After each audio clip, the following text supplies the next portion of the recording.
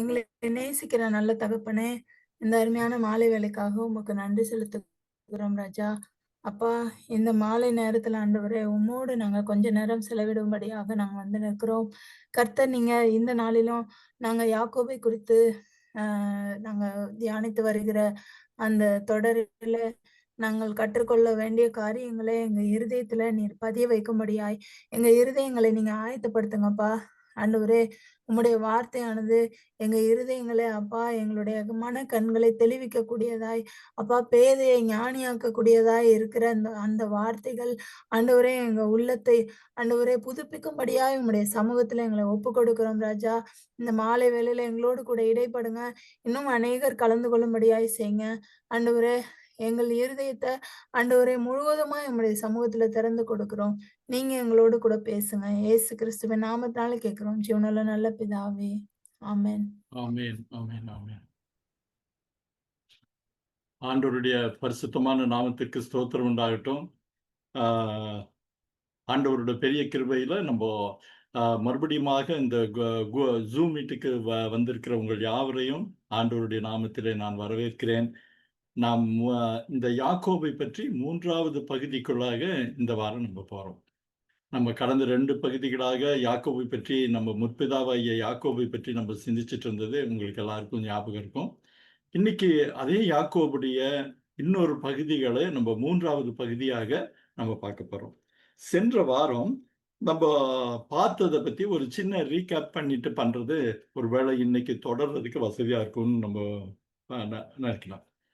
போன வாரம் வந்து உங்களுக்கு நீங்க பார்த்தீங்கன்னா அந்த யாக்கோபு, ரெபேக்கா இவர்கள் மத்தியிலே இருந்த ஒரு வகையில ஒரு புரிதலுக்காக சொல்லப்போனா அவர்களுடைய காதல் கதையை பத்தி நிறைய பார்த்தோம். எப்படி பார்த்த உடனே யாக்கோபுக்கு வந்து ரெபேக்கா பிடிச்சு போகிறது, அதுக்கு பின்னாடி நடந்த காரியங்கள். அதற்கு பிறகு அந்த லாபான் அவனுடைய கல்யாணம் பண்ணி கொடுக்கறது நீங்க ஸ்கிரீன்ல கூட பார்க்குறீங்க. அப்புறம் அந்த குழந்தைகள் பிறப்பு, அந்த 12 கோத்திரங்கள்ல 11 கோத்திரங்கள் பிறக்கிறது எல்லாத்தையும் நம்ம பார்த்தோம். அப்புறம் அதுல கடைசியில தான் யோசேப்பு தேவன் ராகேலை நினைத்தருளினார். அப்ப அதுக்கப்புறம் தான் வந்து அவளுக்கு குழந்தை பிறக்கிறதையும் நம்ம பார்க்கிறோம். யோசேப்பு பிறந்த காரியம் இருக்கும். அப்போ அந்த லேயாளுடைய பங்கு, லேயாளுக்கு பிறந்த குழந்தைகள், அந்த ஒவ்வொரு குழந்தைகளுக்கு பிறக்கிறப்பவும் அவங்க அதுக்கு ஒரு அர்த்தத்தோட ஒரு பெயர் வச்சு சொல்றாங்க. கர்த்தரின் சத்தத்தை கேட்டார், கர்த்தரை நான் துதிப்பேன்னு சொல்லி யூதாக்கு சொன்னது, அந்த காரியங்கள் எல்லாமே நம்ம பார்த்தோம். இது முடிச்சதுக்கு அப்புறம் யோசேப்பு பிறந்த பிறகு யாக்கோபு கானானுக்கு போக தீர்மானிக்கிறான். அப்போ லாபான் கிட்ட போய் பேசுறப்போ அப்ப லாபான் சொல்றாரு, இன்னொரு 6 வருஷம் என் கூட இருங்க, இன்னொரு 6 வருஷம் என் கூட இருந்தீங்கன்னு சொல்லிட்டு அப்போ அவருக்கு வந்து ஒரு டாஸ்க் மாதிரி ஒரு காரியத்தை கொடுக்கிறார். இந்த மிருக ஜீவன்கள், இந்த ஆடு மாடுகள் எல்லாத்தையும் இதை நீ பார்த்துக்கோ, பார்த்துட்டு அதை எப்படி அதை பெருகுகிறது பார்த்து நம்ம பண்ணலாம் அப்படின்னு சொன்னப்போ 6 வருஷம் கூட இருக்கிறான். அப்போ நமக்கு எல்லாருக்கும் தெரிஞ்ச மாதிரி யாக்கோபுடைய ஆடுகள் அதிகமாய் பெருகுது. ஆனா லாபானுக்கு அப்படி இல்லை. இத பார்த்த உடனே அவனுக்கு ஒரு பெரிய ஒரு வருத்தம். எப்படி இதாகுன்னு சொல்லி பார்த்தா நம்ம அந்த வசனத்தை கூட பார்க்கிறோம். அவனுடைய முகம் மாறுபட்டதுங்கிறப்போ யாக்கோபு ஒரு தீர்மானம் எடுக்கிறாப்புல. நீங்க அந்த ஸ்கிரீன்ல கூட பாக்குறீங்க, அந்த கொப்புகளுக்கு பொழிந்தபடியால். அப்போ அது அந்த பெருகின ஏகமா யாக்கோபுக்கு ஆடுகள் பெருகுகிறது. ஆனா இவங்களுக்கு வந்து பெருகல. அப்போ அந்த இவன் வந்து பார்த்த உடனே சரி, நீயும் நம்ம இங்க இருக்கக்கூடாதுன்னு சொல்லிட்டு யாக்கோபு தன் குடும்பத்தோடு கானான் போக லாபானிடம் சொல்லாம புறப்படுறான். நம்ம வேதத்துல முன்னாடியே பார்த்தோம், இந்த பொறுப்பு கொடுத்த உடனே 3 நாள் பயண தூரத்துல லாபான் இருந்தான் அப்படின்னு. அது நமக்கு முன்னாடியே தெரியும். அப்போ தன்னுடைய 2 மனைவிகள்கிட்டையும் யாக்கோபு பேசுறான். இந்த மாதிரி தனக்கு உங்க அப்பா இப்படி பண்ணிட்டாங்க, இப்படி எல்லாம் பண்ணிட்டாங்க, இப்ப வந்து என்னுடைய சம்பளத்தை 10 தடவை மாத்தினாரு, என் மேல ஒரு இதா இருந்தது அப்படின்னு சொன்ன உடனே அவங்க 2 பேரும் அதற்கு பூர்ணமா சம்மதிக்கிறாங்க. நான் உங்க கூட வந்துடுறோம், எங்க அப்பா எனக்கு என்ன சொன்னார் அப்படின்னு. நீங்க இதுல கூட நீங்க பாத்தீங்கன்னா, என் தகப்பனிடத்திலிருந்து எடுத்த ஐஸ்வர்யம் எல்லாம் நமக்கும் நம்முடைய பிள்ளைகளுக்கும் உரியது, இப்படி இருக்க தேவன் உமக்கு சொன்னபடி எல்லாம் செய்யும் என்றார்கள். நம்ம ஆதியாகமம் 31, 14, 16ல பார்க்கிறோம். அவங்க கிளம்பி போன உடனே தான் லாபான் பின்தொடர்ற ஒரு காரியத்தையும் நம்ம பார்க்கணும். பின்தொடர்ந்து பாதியில ஒரு அவனுடைய சொல்லப்போனா அவனுடைய ஆட்களோட யாக்கோபை எதிர்கொள்ள புறப்பட்டு வரார். புறப்பட்டு வந்த உடனே கிட்டத்தட்ட ஒரு 3 நாள் பயணம். அந்த கிளையத் மலைக்கிட்ட அவங்க வர்றப்போ லாபான் வராரு. ஆனா அதுக்கு நடுவுல ஆண்டவர் லாபான் கூட பேசுறதையும் நம்ம பார்க்கிறோம். பார்த்து ஆண்டவர் சொல்லிடுறாரு, நீ அவன் அவன் பொருட்டு ஒன்றும் இது பண்ண வேண்டாம். நீங்க அந்த ஸ்கிரீன்ல கூட பார்க்குறீங்க. லாபானுக்கு சொப்பனத்தில் தோன்றி யாக்கோபோடே நன்மையே அன்றி தீமை ஒன்றும் பேசாதபடிக்கு எச்சரிக்கையா இரு என்றான் இருக்கு. அப்ப லாபான் வந்து சரி போய் பார்க்கலாம் அப்படின்னு சொல்லி வராங்க. அவங்க 2 பேரும் சந்திக்கிறப்போ 2 பேர்த்துக்கு நடுவுல ஒரு வாக்குவாதம் நடக்குது. அந்த வாக்குவாதத்துல வந்து இவரு கேட்கிறான், "நீ ஏன் இப்படி வந்துட்ட? இப்படி திருட்டளவா புறப்பட்டு ஏன் வந்த? நீ இருந்தா என் பிள்ளைங்கள நான் சந்தோஷமா அனுப்புவேனே" அப்படின்னு சொல்றான். அதுக்கு இவன் சொல்றான், "இல்ல, இல்ல நீங்க தான்" அப்படின்னு சொல்லி 2 பேருக்குமான ஒரு வாதம் இருக்கு. ஆனா அந்த வாதம் வந்து ஒரு சமாதானத்துல முடியுது. "கர்த்தர் மாத்திரம் என் பட்சத்துல இல்லாம இருந்தா, அ நீங்க வந்து அ ப எ என்ன என் பக்கத்துல இல்லாம இருந்தா, அப்புறம் எல்லாமே வேறு மாரி ஆயிருக்கும்ன்றான்." அப்போ லாபான் ஒரு காரியத்த சொல்றான். "என்னுடைய சில தெய்வங்கள வந்து உங்கட்ட இருக்கிறவங்க யாரோ ஒருத்தர் திருடிட்டு போயிட்டாங்க" அப்படின்னு. அப்போ அ வ உண்மையில பார்த்தா ராகேல் அந்த அவனுடைய தெய்வங்கள் அல்லது சுரூபங்கள திருடிட்டு வந்து வச்சர்றா. ஆனா யாருக்குமே தெரியாது. அ வ வ யாக்கோபு வந்து நீங்க எல்லா கூடாரத்திலும் போய் நீங்க சோதனை பண்ணி பாருங்க அப்படின்னு சொல்றப்போ, அவரு ராகேலுடைய கூடாரத்துக்கு லாபான் வந்தப்போ, அவ அந்த சுரூபத்த வந்து ஒட்டக சேணத்தின் மேல வச்சு அது மேல உட்கார்ந்திருக்கிறா. ஆனா அவன் கேட்டப்போ, அவன் சொல்றான், "இல்ல சாரி ஸ்திரீகளுக்குள்ள வழிபாடு இருந்ததுனால, என்னால எந்திரிக்க முடியாது. என்ன மன்னிச்சுக்கங்க. என்ன தப்பா எடுத்துக்காதீங்க" அப்படின்னு அவன் சொல்றதையும் நம்ம பார்க்கிறோம். மொத்தத்துல அங்கிருந்து அவங்க கிளம்புறாங்க. கிளம்புறதுக்கு முன்னாடி 2 பேருக்கு மத்தியில ஒரு பெரிய ஒரு சமாதானம் வருது. அவங்க 2 பேரும் மிஸ்பா அல்லது கிலாயத் என்ற இடத்துல பார்த்தீங்கன்னா, இது வந்து அவங்க ஆர்கியூமென்ட் பண்றத பார்க்கிறோம். அப்ப அவங்க சமாதானம் ஆன உடனே அங்க இருக்கிற கற்களை குவித்து, அதன் மேலே அவர்கள் போஜனம் பண்ணி, ஆ வ ஒரு சமாதானத்தை ஏற்படுத்துறாங்க. அந்த இடத்துக்கு நம்ம வேதாகமத்துல பார்க்கிறோம். இவர் வந்து கிலாயத் அப்படின்னு ஒரு பேர் வைக்கிறாரு. அவர் வந்து அந்த சிறிய இதுல வந்து அவருடைய பெயர வைக்கிறாரு. அப்போ இது 2 காரியத்த நம்ம பார்த்தோம்னா, இந்த இடத்துல வந்து யாக்கோபு பண்ற ஆணை என்னன்னா, என் தகப்பனுடைய ஆபிரகாமின் தேவனும், என் த என் தகப்பனின் பயபக்திக்கு உரியவர் பேரில நான் வந்து இது பண்ணேன் அப்படின்ட்டு. அந்த வசனத்துக்கூட நீங்க பார்த்தீங்கன்னா இதா இருக்கும். 53வது வசனம். அ அவ லாபான் என்ன சொல்றான்? ஆபிரகாமின் தேவனும், நாகோரின் தேவனும், அவர்கள் பிதாக்களும் தேவனுமாய் இருக்கிறவர் நமக்குள்ளே நடுநின்று நியாயம் தீர்ப்பாராக. எதுக்கு? நீ வந்து எதுவும் தொந்தரவு பண்ணக்கூடாது. என் பிள்ளைங்கள நல்லபடியா நடத்தணும்னு. அப்பொழுது யாக்கோபு தன் தகப்பனாகிய ஈசாக்கின் பயபக்திக்குரியவர் பேரில் ஆணையிட்டான். அப்ப அந்த அந்த வசனத்துல வந்து 2 பேருக்கு நடுவுல ஒரு சமாதானம் இருந்தத நம்ம பார்க்கிறோம். பிறகு அந்த இடத்துல இருந்து இவங்க கிளம்புறாங்க. லாபான் வந்து ஒரு சமாதானமா தன்னுடைய 2 மகள்களையும், அவங்க இந்த பரிவாரங்களையும் அனுப்பிச்சு வைக்கிறான். இவன் மறுபடி கிளம்பி, அ கானான் தேசத்துக்கு வரார். கானான் தேசத்துக்கு போறேன்னு சொல்றாங்க இல்லையா? கானான் தேசத்துக்கு வராங்க. இந்த இந்த இந்த இவைகள் தான் நம்ம போன எபிசோட்ல நம்ம பார்த்தது. இந்த வாரம் நம்ம வந்து அவனுடைய பயணத்தில் வருகிற காரியங்கள நம்ம பார்க்க போறோம். அவன் வந்து இந்த ஜாபோக் அப்படின்னு ஒரு இருக்கு. ஹீப்ரூல யாப்போக் அப்படின்ட்டு. அந்த நதி அண்டையில வர்றப்போ, ஒருவேளை நீங்க அந்த மேப் நீங்க பார்த்திருந்தீங்கன்னா, அவங்களுடைய ம அந்த படம் இருக்கும். அதாவது பதான் ஆராமிலிருந்து அவன் ஈசாக்கு போறப்போ, அந்த ஒரு படம், ஒரு மேப் நல்லா ஒரு தெளிவா இருக்கும். ஜாபோக் ரிவர் அப்படின்ட்டு இருக்கும். அந்த இடத்துல வந்தப்போ, ஒரு அற்புதமான ஒரு விஷயம் நடக்குது. என்னன்னா, முதல் வசனம் நம்ம பார்க்கிறோம். யாக்கோபு பிரயாணம் பண்ணுகையில் தேவதூதர்கள் அவனை சந்தித்தார்கள். அந்த 2 வசனத்த பாருங்க. யாக்கோபு அவர்களை கண்டபோது, இது தேவனுடைய சேனை என்று சொல்லி, அந்த ஸ்தலத்திற்கு மக்னாயீம் என்று பெயரிட்டான். அந்த ஸ்தலத்திற்கு மக்னாயீம் என்று பெயரிட்டான். இப்ப கொஞ்ச நேரம் நீங்க ஸ்கிரீன்ல கூட அந்த மக்னாயிம் என்ற இடத்துக்கான அந்த படத்தை நீங்க இப்ப பார்த்துருது உங்களுக்கு ஒருவேளை ஞாபகம் இருக்கும்னு நினைக்கிறேன். அந்த மக்னாயும் பத்தி இப்ப நம்ம கொஞ்சம் யோசிக்க போறோம் சில தகவல்கள் கொண்டு.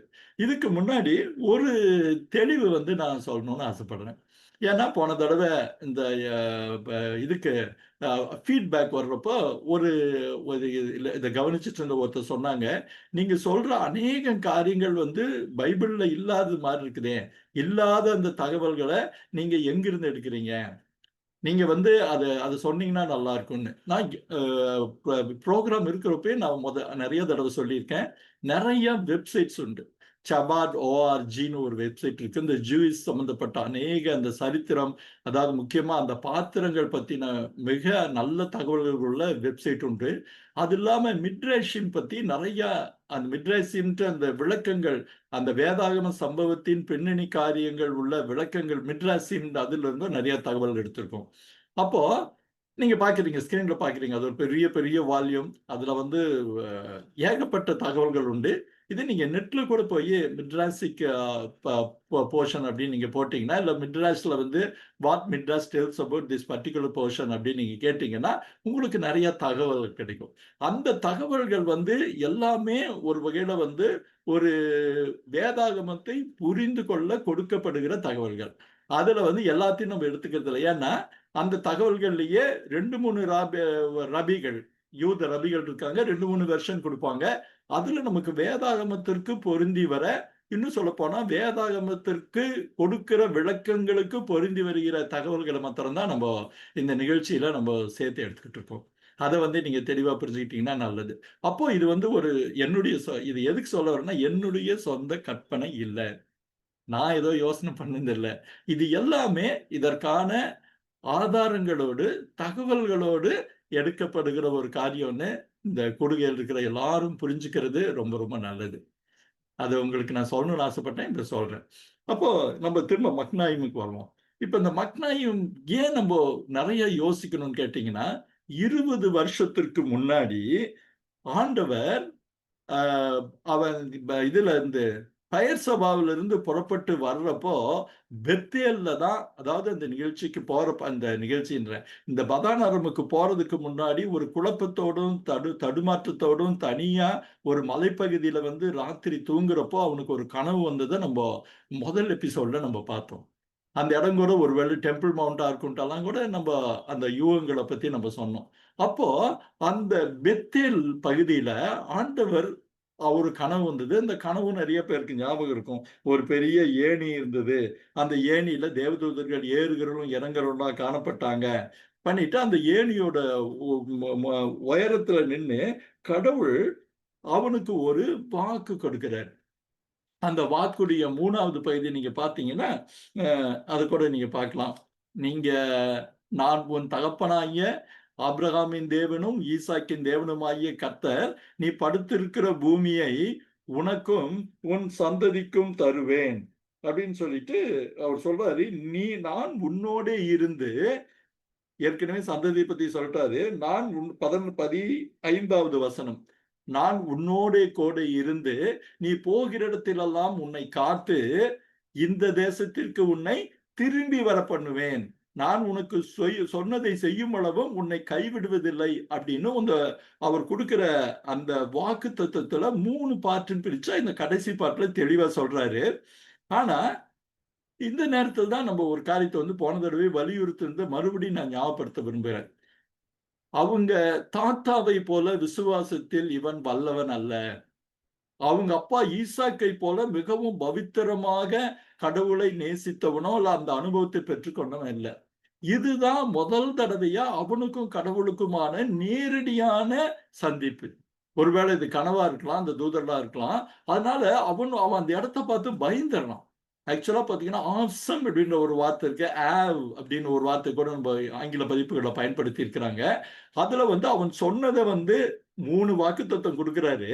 ஆனா யாக்கோபுக்கு ரெஸ்பாண்ட் பண்றத பாத்தீங்கன்னா ரொம்ப ஆச்சரியமா இருக்கும். என்னன்னா அவர் செய்வேன்னு சொல்லிட்டாரு. ஆனா யாக்கோபு அதுக்கு காலையில எந்திரிச்சு அந்த இடத்துக்கு எண்ணெய் வார்த்து அவன் என்ன சொல்றான்னா, இஃப் போடுறான். நான் போகிற வழியிலே என்னை காப்பாற்றி உண்ண ஆகாரமும் உடுக்க வஸ்திரமும் கொடுத்து என்னை என் தகப்பன் வீட்டிற்கு திரும்பி வர பண்ணுவீரானால், அது நல்லா கவனிச்சுக்கங்க, எல்லாவற்றிலும் தசமபாகம் செலுத்துவேன். இது அவனுடைய விசுவாச அளவுகள் ஆண்டவர் சொன்னதையே ஒரு சந்தேகப்படுற அளவுக்கு அவனுடைய விசுவாச குறைவு இருந்ததுன்னு சொல்லி நம்ம எடுத்துக்க முடியும். சோ இப்ப நீங்க பாத்தீங்கன்னா இது நடந்து 20 வருஷங்கள் ஆகுது. நீங்க பாத்தீங்கன்னா இந்த 20 வருஷங்கள்ல நடுவுல ஆண்டவர் அவங்க கூட பேசி இருக்கிறது பல இடங்கள் ஒரு வேளை இருக்கலாம். நீங்க பாத்தீங்கன்னா 32 இந்த இதுல எல்லாம் பாத்தீங்கன்னா 31:3 நம்ம அந்த 20 வருஷத்துல ஆண்டவர் பேசுனதா நம்ம வேதாகமத்துல பாக்குற ஒரு இடங்கள் ஆதியாகமம் 31:3 பார்க்கலாம், 31:13 பார்க்கலாம். நீங்க பிறகு லாபானு கூட ஆண்டவர் பிரச்சனை வர்றப்போ ஒரு காரியத்தை சொல்றாரு. அத 31:24 பார்க்கலாம். பிறகு அவங்க சமாதானம் நடக்கிறப்போ 31:42 பார்க்கிறோம். இதுக்கு முன்னாடி நம்ம பார்த்த மாதிரி 31:53 அவன் என் பிதாவின் இந்த இதுக்கு அடுத்த இதுடைய பிற்பகுதி இங்க பார்த்தீங்கன்னா அது அடுத்தது போடுங்க. 53 பின்பகுதியை பாருங்க. 31:53 பிற்பகுதி. இப்ப நம்ம திரும்ப அதை படிச்சோம். யாக்கோபு தன் தகப்பனாகிய ஈசாக்கின் பயபக்திக்குரியவர் மேல் ஆணையிட்டான். இப்ப கூட நீங்க பாத்தீங்கன்னா அவன் யார் ஆணையிடுறான்னா என்னுடைய தேவன் ஆணையிடல. ஆனா என்ன சொல்றான்? என் தகப்பனாகிய ஈசாக்கின் பயபக்திக்குரியவர் மேல் ஆணையிட்டான். அப்போ இன்னும் அவனுக்கு ஒருவேளை பெத்தேல் அனுபவம் ஒரு பெரிய நம்பிக்கையை கொடுத்தாலும் இவனுடைய தனிப்பட்ட விசுவாசத்தின் வளர்ச்சி அந்த சமயத்துல இந்த அளவுக்கு தான் இருந்தது. அதாவது என் தகப்பனுடைய தேவனின் பேரில் ஆணையிட்டேன். இந்த இதுலதான் அவங்க போகும்போது, அதாவது பதானாராமுக்கு போகும்போது எப்படி ஒரு டிவைன் இன்டர்வென்ஷன் வந்ததோ, தேவதூதர்களுடைய என்கவுண்டர் அல்லது சந்திப்பு வந்ததோ, 20 வருஷம் கழிச்சு அவன் திரும்ப கானானுக்கு திரும்ப போகிறப்போ இந்த யாபோக் நதி கரையில இந்த இடத்துக்கு வருது. அந்த தேவதூதர்கள் அவன்கிட்ட என்ன பேசினாங்க அப்படின்றலாம் நமக்கு ஒருவேளை தெரியாது. ஒருவேளை அவங்க என்ன சொல்லியிருக்கணும்னு கேட்டா, இந்த மக்னாயிம் என்ற பேர் கூட என்ன அர்த்தம் அப்படின்னு நீங்க பாத்தீங்கன்னா, இது தேவனுடைய சேனை தங்கி இருக்கிற இடம். நீங்க பாத்தீங்கன்னா 32:2 பாக்குறோம். இது தேவனுடைய சேனை தங்கி இருக்கிற இடம். அப்போ அவங்க பேசின அந்த சந்திப்பு, அந்த பெத்தேல்ல நடந்த சந்திப்பு, ஒரு சந்திப்புக்கு பிறகு ஒருவேளை தேவதூதர்கள் அவனை ஒருவேளை சந்தித்ததா வேதாந்தத்தில் கிடையாது. ஒருவேளை ஆண்டவர் இப்படித்தானோ நினைக்கிறப்போ மறுபடியும் அவன் விசுவாசத்தை உறுதிப்படுத்துற மாதிரி தேவதூதர்கள் அவனை சந்திக்கிறாங்க. அப்போ அந்த தேவதூதர்கள் அவங்கிட்ட பல காரியங்களை சொல்லி இருந்திருக்க முடியும். ஒருவேளை அவர்களை பார்த்த உடனே இவனுக்கு பெத்தேல்ல ஆண்டவர் சொன்ன அந்த சொன்ன வாக்குத்தத்தத்துல 3வது பகுதி ஞாபகம் வந்திருக்க கூடும். நான் உன்னோடு கூட இருந்து பயப்படுத்துவேன், இந்த காரியம் நிறைவேறும் அளவும் உன்னை கைவிடுவதில்லை, அப்படி இப்படின்னு சொன்னதெல்லாம் இந்த தேவதூதர்களை பார்க்கிறப்போ யாக்கோபுக்கு நினைவிலே வந்திருக்க கூடும். அப்போ அவனுக்கு ஒரு பெரிய சந்தோஷம். தேவதூதர்களே என்னுடைய வழியை, என்னுடைய காரியங்களை ஆயத்தம் பண்ணாங்கன்ற ஒரு பெரிய சந்தோஷம் வர்றப்பதான் அவன் சொல்றான், தேவனுடைய சேனை அப்படின்னு சொல்லிட்டு அந்த இடத்திற்கு மக்னாயின் பெயரிட்டான். அந்த மக்னாயின்ங்கிறதுக்கு இன்னொரு அர்த்தம் கூட சொல்றாங்க, 2 கேம்ப்ஸ்ன்னு சொல்றாங்க. இங்க 2 கேம்ப்ஸ் என்னன்னு கேட்டா, என்னுடைய பரிவாரம் இங்க இருக்கு, அதே நேரத்துல என்னை பாதுகாக்க தேவனுடைய பரிவாரங்களும், தேவனுடைய சேனை, God's camp also with our camp அப்படின்ற பெயர் சொல்லும்படியாக மக்னாயிம் அப்படின்னு அந்த இடத்துக்கு பெயரிடுறான்.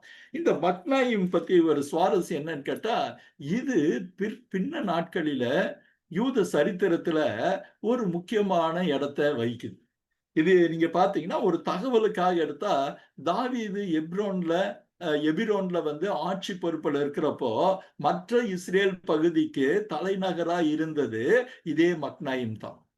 நீங்க ஒருவேளை வேதத்துல நீங்க ராஜாக்கள் அதுல எல்லாம் பாத்தீங்கன்னா, இந்த வேதத்துல பிற பகுதியில பாத்தீங்கன்னா கொஞ்சம் குறைய 15 இடங்கள்ல இந்த மக்னாயிம் வருது. நான் எதுக்கு இந்த காரியங்களை திரும்ப நான் சொல்ல விரும்புறேன்னா, இந்த யாக்கோபு சொல்லுகிற காரியங்கள் எல்லாம் பிற்காலத்துல சரித்திரத்துல இடம் பெறுகிற ஒரு காரியம். இங்க ஸ்கிரீன்ல பார்க்கிறீங்க 15 தடவை வருது. நீங்க ஒரு பின்னாடி நீங்க 1 ராஜாக்கள், 2 ராஜாக்கள் வேதத்துல திரும்ப திரும்ப பார்த்தீங்கன்னா, இந்த தேவன் யாக்கோவுக்கு காட்சியளித்த 3 இடங்கள் யூத சரித்திரத்திலயும் இடம் பெறுறத பார்க்கிறோம். பெத்தேலானாலும் சரி, ஆபிரகாம் சொல்றப்பவே நீங்க பார்த்தீங்கன்னா, பெத்தேலுக்கு கிழக்கேன்னு சொல்லி வரும். ஆனா அதுக்கு பின்னாடி வர்றது வந்து புரிதலுக்காக ஆபிரகாம் காலத்திலே பெத்தேல்ன்ற வார்த்தைய நம்ம ஆதியாகமம் 12வது அதிகாரத்துல பார்க்கிறோம். இந்த மக்னாயிமும் அந்த யூத சரித்திரத்துல தொடர்ந்து இடம் பெற்றுக் கொண்டிருந்த ஒரு இடம். அதே மாரி பானியல்னு சொல்லி 3வது முறையா தேவன் அ யாக்கோபோடு இடைப்படுற அந்த இடத்திலயும் நீங்க பார்த்தீங்கன்னா, யூத சரித்திரத்துல பானியலும் இடம்பெற்ற இடம்ங்கிறது நம்ம புரிஞ்சுக்கிறது ரொம்ப நல்ல விஷயம். இப்போ இந்த இடத்துல வர்றப்போ, இந்த தேவதூதர்கள் வந்து அவங்ககிட்ட பேசுறாங்க. அவனுக்கு ஒருவேளை வந்து அவன தைரியப்படுத்தி இருக்க முடியும். அவன வந்து ஆறுதல் படுத்தி இருக்க முடியும்.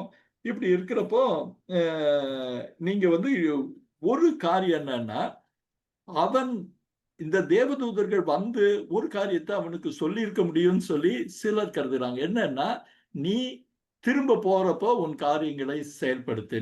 இப்போ அவனுடைய தி காரியங்கள்லாம் முடிஞ்சது. அதாவது லாபான வந்து ஒரு வகையில சமாதானம் பண்ணி அனுப்பிச்சாச்சு. இப்போ கானானை நோக்கி அவனோட பயணம் ஆரம்பிக்குது. நடுவுல இந்த தேவதூதர்கள் சந்திக்கிறப்போ, அவன் ஒருவேளை தன்னுடைய காரியங்களை சரி செய்ய ஆரம்பிக்கிறதுக்கான உந்துதலை அந்த சந்திப்பு அவனுக்கு கொடுத்திருக்க முடியும். நல்லா கவனிங்க. அதுவரை யாக்கோபு ஏசாவை பற்றி இந்த 20 வருஷத்துல சிந்திச்சதா இல்ல. ஆனா இப்போ அவன் சிந்திக்க ஆரம்பிக்கிறான். ஒருவேளை அவன் சிந்திக்க ஆரம்பிக்கிறதுக்கு இன்னொரு காரணம் கூட இருக்கு. என்ன காரணம்னா, தான் ஏசா வந்து என்னை அ வ கொலை செய்ய மனதா இருக்கிறாங்கிறப்போ, எங்க அம்மா சொன்னாங்க. அவன் மனசு மாறிட்டானா, இல்ல இதானா மறுபடி நான் வந்து உனக்கு நான் தகவல் சொல்லி அனுப்புறேன். நீ திரும்பி வான்னு. ஆனா அந்த 20 வருஷமா எந்த தகவலும் பெயர்செபாலருந்து வரல. அப்போ ஏசா என்னவா இருக்கணும்னா, பெரிய ஆளா இருக்கிறான்ற ஒரு செவிவழி தகவல் மாத்திரம் வந்து யாக்கோபுக்கு வந்திருக்க முடியும். ஏன்னா, அந்த காலத்துல வந்து இப்ப இருக்கிற மாதிரி ஒரு தொடர்பு சாதனங்கள் குறைவு. இந்த மாரி செவி வழியா வந்து சேர்ற காரியங்கள் தான். அப்போ ஏசா எங்கேயோ குறிப்பா சொல்லப்போனா சேயீர் பகுதியில, அந்த மேற்கு பகுதியில நீங்க அந்த படத்த பார்க்கிறீங்க. ஹெப்ரானுக்கு வந்து கீழ்ப்பகுதியில அந்த ஏதோம் பகுதின்னு ஏதோமியர் நம்ம பார்க்கிறோம். அந்த ஏதோம் பகுதியில சேயீர் மலையில தான் ஏசா வந்து நல்லா செல்வாக்கா இருக்கிறான்னு சொல்லி ஒருவேளை அவன் கேள்விப்பட்டிருந்திருக்க முடியும். அப்போ அந்த ஏசாவோடு ஒரு சமாதானத்தை பண்ண நான் ஆண்டவர் சொன்ன தேசத்திற்கு போகுறதுக்கு முன்னாடி இது ஏசாவோட சமாதானம் பண்ண அவன் மனதில ஒரு உந்துதல் வந்த உடனே அவன் என்ன பண்றான்னு கேட்டீங்கன்னா, அ ஸ்கிரீன்ல அந்த வசனத்த பார்க்கிறீங்க. ஏதோம் சீமையாகிய சேயீர் தேசத்தில் இருக்கிற தன் சகோதரனாகிய ஏசாவினடி அவன் தேடி வந்தா என்ன பண்ணுவான் பயந்ததெல்லாம் போயி, இவனுக்கு ஒருவேளை அந்த தேவதூதர்கள் குடுத்த ஒரு தைரியம், ஒருவேளை ஒரு மனம் மாறுதல், நான் வந்து கானானுக்கு போறதுக்கு முன்னாடி எல்லாத்துட்டயும் ஒப்புரவாகணும். முதல்ல ஏசாவின் இடத்துல இருந்த பகை நீங்கி, அவனிடத்தில ஒரு சமாதானத்தை பெற்றுக்கொள்ளணும்னு ஒரு உந்துதல பெ அ கடவுள் ஒருவேளை இந்த தேவதூதர்கள் அவனுக்கு குடுத்திருக்கணும். அதனால அவன் வருவதற்கு முன்னாக இவன் என்ன பண்றான்னா, நான் வந்து ஏசாவின் இடத்திற்கு அவர சந்திக்க போகணும். இல்ல அவரை நான் பார்க்கணும். சொல்லிட்டு அவன் போகிறப்போ சமாதானத்தின் அடையாளமா அவன் இருக்கணுங்கிறதுக்காக வேண்டி, நீங்க பார்த்தீங்கன்னா, போகும்படி ஆட்களை அனுப்பித்து அப்படின்னு. இதுல வந்து தமிழ் பைபிள்லயும் சரி, வ ஆங்கில பதிப்பிலும் சரி, வெறும் ஆட்கள்ன்னு இருந்தாலும் மூல மொழியில என்னன்னா, தூதர்களைப் போல இன்னும் சொல்லப்போனா மலாக் என்ற வார்த்தையை பயன்படுத்துறாங்க. தேவதூதர்களைப் போல ஏசாவினிடத்திற்கு ஆட்களை அவன் அனுப்புகிறான். அனுப்புறப்போ, அவன் என்ன சொல்றான்னா, "நான் வந்து உன்கிட்ட எதையும் எதிர்பார்த்து அல்ல. ஆனா மாறாக உன்னிடத்தில் சமாதானத்தை விரும்புகிறேன்னு" சொல்றதுக்கு ஏற்ற மாரி, அவன் என்ன சொல்றான்னா, நீங்க ம் நீங்க அந்த ஆதியாகமம் 32 அ 4ல ஒரு சில வார்த்தைகள நம்ம கவனிக்கிறது வந்து ரொம்ப ரொம்ப நல்லது. நீங்க பார்த்தீங்கன்னா, "நீங்கள் என் ஆண்டவனாகிய ஏசாவினிடத்தில் போய்" தன்னை பத்தி நான் என்ன இருந்தேன், ஏது இருந்தேன் அப்படின்னு சொல்லிட்டு சொல்றப்போ, ஏசாவை வந்து தன்னுடைய ஆண்டவன், தன்னுடைய மாஸ்டர் தன்னுடைய எஜமான், ஆண்டவனா எஜமான்னு கூட ஒரு பொறுப்பு எடுத்துக்கலாம். போய் அவன் என்ன சொல்றான்னா, "நான் இத்தன நாள் என்ன பண்ணேன்? ஒருவேளை ஏசாவு கேள்விலாம் திடீர்னு ஆள் வராங்களேன்னு." அதனால தன்னிலை விளக்கம் மாரி, என் ஏசாவினிடத்தில் போய், "நான் இதுவரைக்கும் லாபானிடத்தில் தங்கியிருந்தேன். அங்க தங்கியிருந்தேன். எனக்கு நெறையா நான் சம்பாதிச்சேன். எனக்கு எருதுகளும், கழுதைகளும், ஆடுகளும், வேலைக்காரரும், வேலைக்காரிகளும் வந்தது. ஆனா என்னன்னா, இத்தன சொத்து வந்தும், இத்தன செல்வாக்கா நான் வந்தும், நான் ஒரே ஒரு குறை எனக்கு இருக்கு. என்னன்னா, உம்முடைய கண்களில் அப்ப எந்த அளவுக்கு அவன் மேல பகைமையெல்லாம் மாறி, பகைமையா அந்த வருத்தங்கள், கருத்து வேறுபாடுகள் எல்லாம் மாறி, ஏசாவை ஆண்டவனாகிய ஏசான்னு சொல்றது ஒரு காரியம். 2வது பார்த்தோம்னா, எந்த அளவுக்கு தாழ்த்துறான்னா, இவ்வளவு வசதி தனக்கு இருக்குன்னு சொல்லியும், உம்முடைய கண்களில் எனக்கு தயவு கிடைக்கத்தக்கதாக, மறுபடியும் அவன் பயன்படுத்துற வார்த்தைய பாருங்க. ஆண்டவனாகிய உமக்கு இதை அறிவிக்கும்படி என் ஆட்களை, இன்னும் சொல்லப்போனா என் தூதர்களை, இன்னும் சொல்லப்போனா என்னுடைய மதிப்பிற்குரிய தேவதூதர்கள் போன்றவர்களை அனுப்பினேன். இன்னு உம்முடைய தாசனாகிய யாக்கோபு. முதல்ல ஆண்டவன், அந்த வார்த்தையெல்லாம் கவனிச்சீங்கன்னா, அதனுடைய அந்த சூழ்நிலையுடைய ஆழம் நமக்கு புரியும். என் ஆண்டவனாகிய ஏசான்னு சொல்றான். உம்முடைய தாசனாகிய யாக்கோபு. சொல்லி அவங்களுக்கு கண்டிப்பா கட்டளை கொடுத்து அனுப்புறான். அன்பானவர்களே, நம்ம வேத வசனத்தை நம்ம பெரும்பாலும் படிக்கிறப்போ, சில வார்த்தைகளுக்கு இருக்கக்கூடிய ஒரு அழுத்தமோ, ஆழமோ புரிஞ்சு படிச்சோம்னா, அந்த காட்சியின் பின்னணி நம்ம மனசுல ரொம்ப அழகா வரும். ரொம்ப அதற்கான ஒரு முப்பரிமாணமாக வேதத்தை புரிந்து கொள்வது என்பது ஒரு வித்தியாசமான ஒரு அனுபவம். நம்ம பல அவசரத்துல பல நேரங்கள்ல படிக்கிறப்போ, நம்ம வேகமா படிக்கிறப்போ, அந்த வார்த்தைகளுக்கு பின்பாக இருக்கிற ஆழங்களையும், பரிமாணங்களையும் நம்ம பார்க்க தவறுறது ரொம்ப இயற்கை. ஆனா நம்ம ஒருவேள ஆண்டவர் பரிசுத்த ஆவியானவரோட ஒத்தாசையோட இந்த வேதத்தை நம்ம படிக்கிறப்போ, இந்த முப்பரிமாணத்தை காண்கிற ஒரு அனுபவம் நிச்சயமா உங்களுக்கும், எனக்கும் அப்படி பார்க்கிற யாருக்கும் கிடைக்கும்னு நம்ம புரிஞ்சுக்கலாம். இங்க ஆண்டவனாகிய இயேசுவா, உம்முடைய கண்களில் தயவு கிடைக்கத்தக்கதாக, உம்முடைய தாசனாகிய யாக்கோபு எனக்கு சொல்லச் சொன்னான் என்று சொல்லும்படி, அதை ரொம்ப ஸ்ட்ரிக்ட்டா ஃபாலோ பண்ணணுன்ட்டு அந்த வார்த்தை என்ன இருக்குன்னு பார்த்தீங்கன்னா, அவர்களுக்கு கட்டளை கொடுத்து, தனக்கு முன்பாக அவர்களை அனுப்பினான். இப்பதான் அவன் எதிர்பாராத ஒரு திருப்பம் நடக்குது. அந்த ஆட்கள் திரும்பி வந்து, "நாங்கள் உங்கள் சகோதரனுடைய ஏசாவின் இடத்திற்கு போய் வந்தோம். ஆனா அங்க போய் சேர்றதுக்கு முன்னாடி, அவர் ஒரு 400 ஆட்களோடு உங்களை எதிர்கொள்ள வருகிறார்" என்றார்கள். இவன் நினைச்சது ஒண்ணு. இவன் போய் ஒருவேளை யாக்கோபு நினைச்சிருக்கலாம். இந்த ஒரு பெரிய ஒரு பரிசு, பெரிய ஒரு காரியத்த நம்ம ஏசாவுக்கு கொடுக்கிறப்போ, இருந்த வருத்தங்கள், இருந்த கசப்புகள் எல்லாம் மாறி போய் ஒரு பெரிய சமாதானத்தின் ஆவி வரும். ஒரு புரிந்து கொள்ளுதலின் ஆவி வரும். அதனால இந்த பரிசு அந்த கோபத்தையும், இந்த காரியத்தையும் தணிக்கும் அப்படின்னு அவன் நினைச்சு பண்ற ஒரு காரியத்துல, எதிர்பாராத ஒரு திருப்பம் என்னன்னா, ஏசாய் எதனால யாக்கோபை பார்க்க வந்தான்னு சொல்லி நமக்கு தகவல் இல்ல. ஒருவேளை இது ஆண்டவருடைய அழகான ஒரு திட்டமாய், ஒரு சித்தமாய் இருந்திருக்கக்கூடும். ஏன்னா, இவன் வர்றது ஒருவேளை கேள்விப்பட்டு ஏசா புறப்பட்டு வந்தாரோ, இல்ல வ தற்செயலா நடந்ததோ நமக்கு தெரியாது. ஆனா என்னன்னா, அவன் புறப்பட்டு வர்றார். கூடவே எவ்வளோ பேர் இருக்கிறாங்க? 400 ஆட்கள் இருக்கிறாங்க. அப்படின்னு ஒரு தகவல் கேட்ட உடனே, யாக்கோபு பழைய யாக்கோபின் காரியங்கள் அவனுக்குள்ள மெல்ல உள்ள வரத பார்க்கிறோம். ஏன்னா, நம்ம அதுக்கு முன்னாடி தான் தேவதூதர்கள் வந்து சொன்னப்போ, அவனுடைய விசுவாசம் பலப்பட்டது. அவன் பெத்தேல்ல வந்து சொன்ன மாரி, நீ கானான் தேசம் போய் சேரும் அளவு உன்னை கைவிடுவதில்லை என்ற வாக்குத்தத்தம் எல்லாம் ரிஃப்ரெஷ் ஆயிடுச்சு. ரொம்ப சந்தோஷமா இருக்குது. ஒரு பெரிய நம்பிக்கையோடு இருந்தது. எல்லாமே நான் நினைச்சபடி நடக்குதுன்னு நினைச்சிட்டு இருந்த இடத்துல, இப்போ ஒரு பெரிய தடுங்கல் வந்துருச்சு. என்ன? ஏசா 400 பேரோட திரும்பி வரான். அந்த எண்ணிக்கை சொல்லப்போனா ஒரு குட்டி படையோட, ஒரு சிறிய படையோட அவன் வராங்கிறப்போ, யாக்கோபு அந்த வசனத்தை நீங்க பார்க்கலாம். 7வது வசனம் 32:7 மிகவும் பயந்து, மிகவும் பயந்து வியாகுலப்பட்டுன்ட்டு இருக்கு. வியாகுலன்ற ஒரு வார்த்தை வந்து நம்ம எந்த அளவுக்குன்ட்டு இல்ல. வ வியாகுலம் என்ற வார்த்தைக்கு ஒரு சரியான புரிதல் என்னன்னு கேட்டீங்கன்னா, அளவுக்கு அதிகமான துக்கம். நீங்க பார்த்தீங்கன்னா, சுவிசேஷங்கள்ல ஆண்டவர் அந்த பெரிய வியாழக்கிழமை அன்னைக்கு அதிக வியாகுலப்பட்டு ரத்த வேர்வை சிந்தினார்ன்ற இடத்துல தான் அந்த வியாகுலன்ற வார்த்தையை நம்ம பயன்படுத்தியிருக்காங்க புதிய ஏற்பாட்டுல.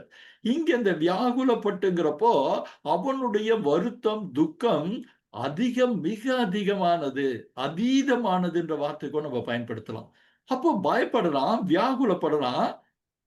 இப்பதான் என்னன்னா, இத்தன நாள் தன்னுடைய விசுவாசத்தை கொஞ்ச ஐ மீன் ஒரு நாளைக்கு முன்னாடி கூட, ஒரு நாளோ இந்த சில நாட்களுக்கு முன்னாடி இந்த தேவதூதர்கள் வந்து அவங்ககிட்ட பேசின உடனே, இது ஆண்டவருடைய சேனை. ஆண்டவர் என் கூட இருக்கிறாரு.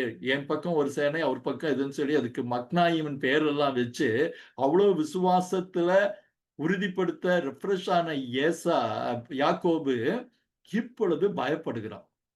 ஆண்டவர் சொன்ன வாக்குத்தத்தங்கள் எல்லாம் மறந்தவனாய், இல்ல அதை ஞாபகப்படுத்திக் கொள்ள தவறினவனாய், பயந்து அழுது, இப்ப என்ன பண்றான்? சரி, ஒருவேளை ஆண்டவர் தன் கூட இருக்கிறாரு, தன்னை ஒரு நாளும் கைவிடுவதில்லைன்னு சொன்ன வார்த்தை எல்லாத்தையும் ஒரு பக்கம் வச்சுட்டு, தன்னுடைய சாமர்த்தியமா நம்ம ஒரு காரியம் பண்ணலாம் அப்படின்னு சொல்லிட்டு என்ன பண்றான்?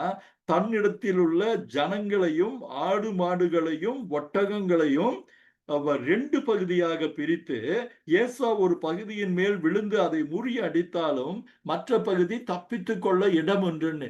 இப்ப பழைய யாக்கோபுடைய அவனுடைய புத்தி, அவனுடைய சொந்த புத்தியில சில காரியங்கள் பண்றான்.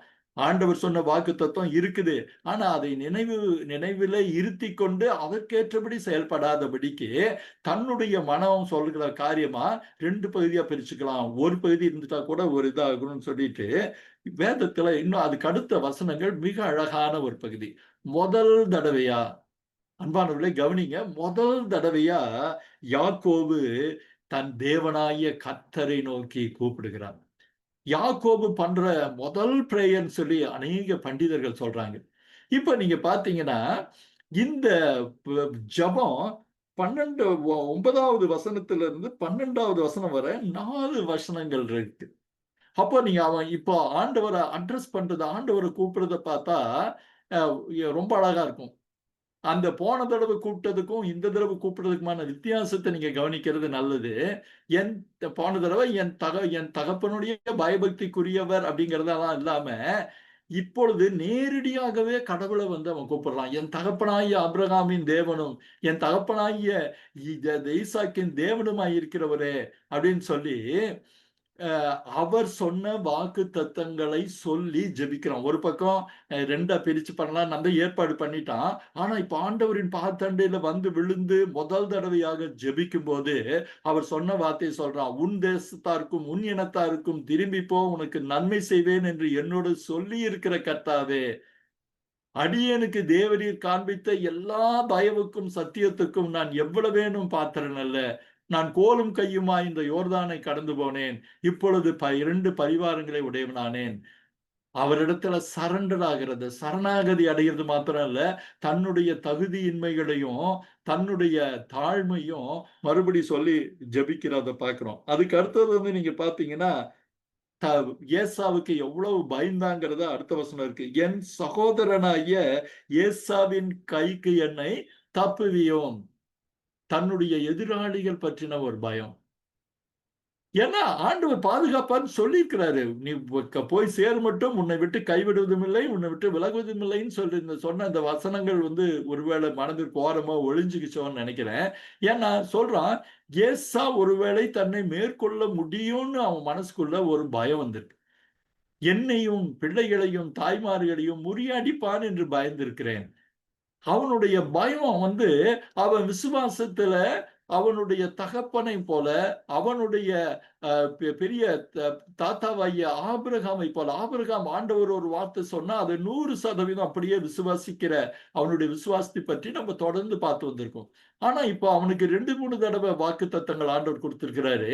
நம்ம வர்றதுக்கு முன்னாடியே வாக்குத்தத்தம் கொடுத்திருந்தாரு. திரும்ப பெத்தேல்ல வாக்குத்தத்தம் கொடுத்தாரு. இப்ப திரும்ப மக்னாயிமன் அந்த இடத்துக்கு அழகா பேர் வச்சப்போ, அவனுக்கு வந்து தேவனுடைய சேனை கூட இருக்கின்ற ஒரு நம்பிக்கையின் நிச்சயத்தை கொடுத்திருக்கிறாரு. ஆனாலும் என்ன அவனுடைய ஜெபத்துல அவனுடைய அவிசுவாசமான ஒருவேளை அவிசுவாசம் கூட சொல்ல முடியாது. விசுவாச குறைவான பயங்கள பார்க்கிறோம். அவன் என்னை முறியடிப்பான் என்று பயந்திருக்கிறேன். பண்ணிட்டு திரும்ப ஒரு வார்த்தை சொல்றான். நான் உனக்கு மெய்யாகவே நன்மை செய்து உன் சந்ததியை கடற்கரை மணலை போல மிகவும் பெருக பண்ணுவேன் நீங்க சொன்னீங்களே, அவன் என்ன அடிச்சு என்ன எல்லாத்தையும் அவன் சங்கரிச்சுட்டான்னா, நீங்க என்ன பண்ணுவீங்க? அப்படின்னு சொல்லாத ஒரு வார்த்தை இதுக்கு பின்பாக ஒளிஞ்சிருக்கு. அவன் வந்து நீங்க என்ன பெருக பண்ணுவேன்னு நீங்க சொன்னீங்களே, அவன் வந்து அடிச்சுட்டான்னா என்ன ஆண்டவரே பண்றதுன்னு ஆண்டவருக்கு ரகசியமா சொல்லக்கூடிய ஒருவேள அந்த வார்த்தைகள் இல்ல. ஆனா அந்த வார்த்தைகள் பின்பாக இருக்கிற மனதின் சந்தேகம் அதுதான். பெருகுவீங்கன்னு நீங்க சொன்னீங்களேப்பா! கடற்கரை மணலைப் போல மிகவும் பெருகுவேன்னு சொன்னீங்களே!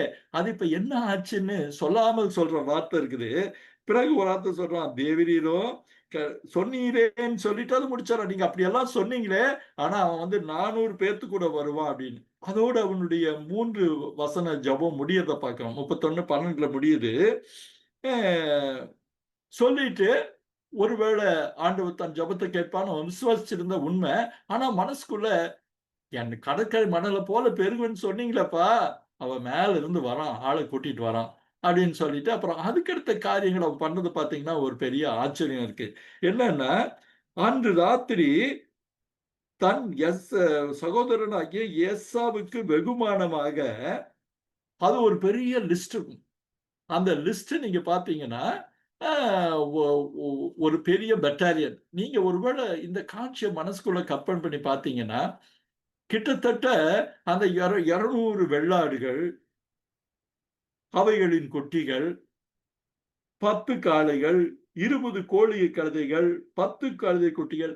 இத நீங்க வரிசைப்படுத்தி வச்சு பார்த்தீங்கன்னாலே, அந்த ஒரு இடத்த கடக்கிறதுக்கு ஒரு 10, 15 நிமிஷம் ஆகும் போல தோணுது.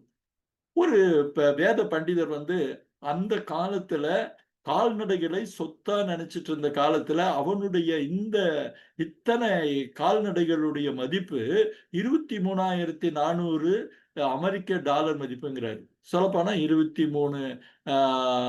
23 லட்சம்னு கூட நம்ம எடுத்துக்கலாம். நம்ம ஒரு 23 லட்சம் ரூபாய். அதாவது அந்த அமௌண்ட் சரியா இருக்கான்றலாம் தெரியல. ஆனா என்னன்னா, ஒரு பெரும் தொகையை ஒருத்தருக்கு பரிசு குடுக்கிறப்போ, அந்த பரிசு மிக பெரிசா இருக்கிறப்போ, அதோடைய அளவும், அதோடைய பரிமாணமும் மாறும் அப்படின்னு சொல்வாங்க. வேறு வித்தியாசமா இருக்கும். பிரம்மாண்டமான பரிசுன்னு.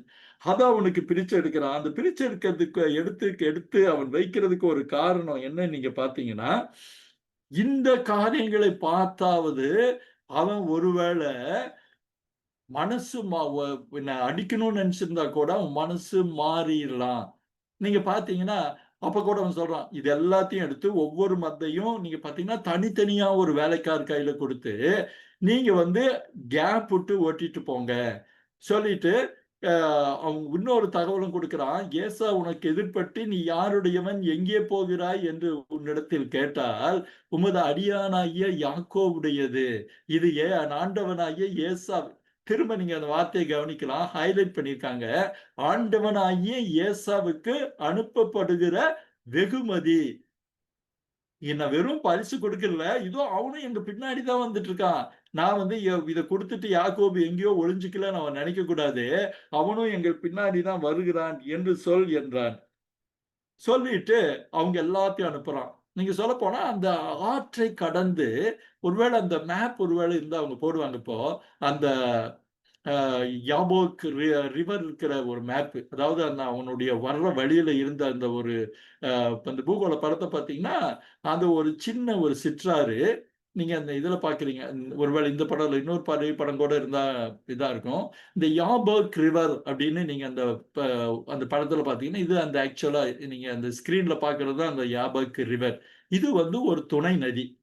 இந்த துணை நதி பக்கத்துல தான் அதை கடந்து அவர்கள் இருவரையும் அனுப்பிச்சு விட்டுட்டு, நீங்க பார்த்தீங்கன்னா, அந்த வசனம் இதா இருக்கு. 11 குமாரரையும் கூட்டிக் கொண்டு யாபோக்கு என்ற ஆற்றின் துறையை கடந்தான். அந்த கரைய கடந்துட்டு, ஆனா இவன் மாத்திரம் மறுபடி அந்த தான் இருந்த பகுதிக்கு வந்து அங்கே தங்கி இருந்தான். இப்பதான் இன்னொரு பெரிய டிவைன் இன்டர்வென்ஷன் நடக்குது. என்னன்னா, நீங்க அந்த வசனம் வந்து பல பேருக்கு இன்னைக்கும் ஒரு வ கொ ஒரு வகையில சொல்லப்போனா, புரிந்தும் புரியாமல் இருக்கிற ஒரு வசனம். நீங்க பார்த்தீங்கன்னா யாக்கோபு பிந்தி தனித்திருந்தான். அப்பொழுது ஒரு புருஷன் பொழுது விடியும் அளவும் அவனோடே போராடி அவன் மேற்கொள்ளாததை கண்டு. யார் இந்த புருஷன்? யார் இந்த ஒரு ஆள் வந்து எப்படி இப்படி போராட முடியும் அப்படின்னு பாத்தீங்கன்னா, பலர் பலவிதமான விளக்கங்கள் சொல்றாங்க. பல பேர் தேவதூதர்கள் பல இது இருந்தாலும், இதுக்கு நமக்கு ஒரு இன்னொரு இடத்துல நம்ம விளக்கத்தை பார்த்தோம்னா ஆச்சரியமா இருக்கும். ஓசியா 12வது அதிகாரம் 3லிருந்து 5 வசனங்கள். சாம் ஒருவேளை பைபிள் கையில் வச்சிருந்தீங்கன்னா, ஓசியா 12, 3, 5 அதை நீங்க பார்க்கலாம். இது ஸ்கிரீன்ல இருக்கு பாருங்க. அவன் தாயின் கர்ப்பத்திலே தன் சகோதரனுடைய, இது வந்து ஓசியா 12, 3லிருந்து 5. சகோதரனுடைய குதிகாலை பிடித்தான், தன் பலத்தினால் தேவனோடே போராடினான், அவன் தூதரானவரோடே போராடி மேற்கொண்டான், அழுது அவரை நோக்கி கெஞ்சினான். பெத்தேலிலே அவர் அவனை கண்டு சந்தித்து அவ்விடத்திலும் நம்மோடே பேசினார். அவர் யாரு? அடுத்த வசனம் சொல்லுது, கர்த்தராகிய அவர் சேனைகளின் தேவன், யெகோவா என்பது அவருடைய நாம சங்கீர்த்தனம். அப்போ கடவுளே ஒரு மனுஷ ரூபமாக எடுத்து, இன்னும் சொல்ல போனா இன்னைக்கு கூட ஒருத்தர் இந்த செய்தியை பகிர்ந்து கொள்றப்போ, அது வந்து pre incarnated image of Christ அப்படின்னு சொல்றாரு. அதாவது கிறிஸ்துவே ஒரு மனுஷ ரூபமா எடுத்து அவனிடத்தில் ஒரு போராடுகிற ஒரு காரியம்.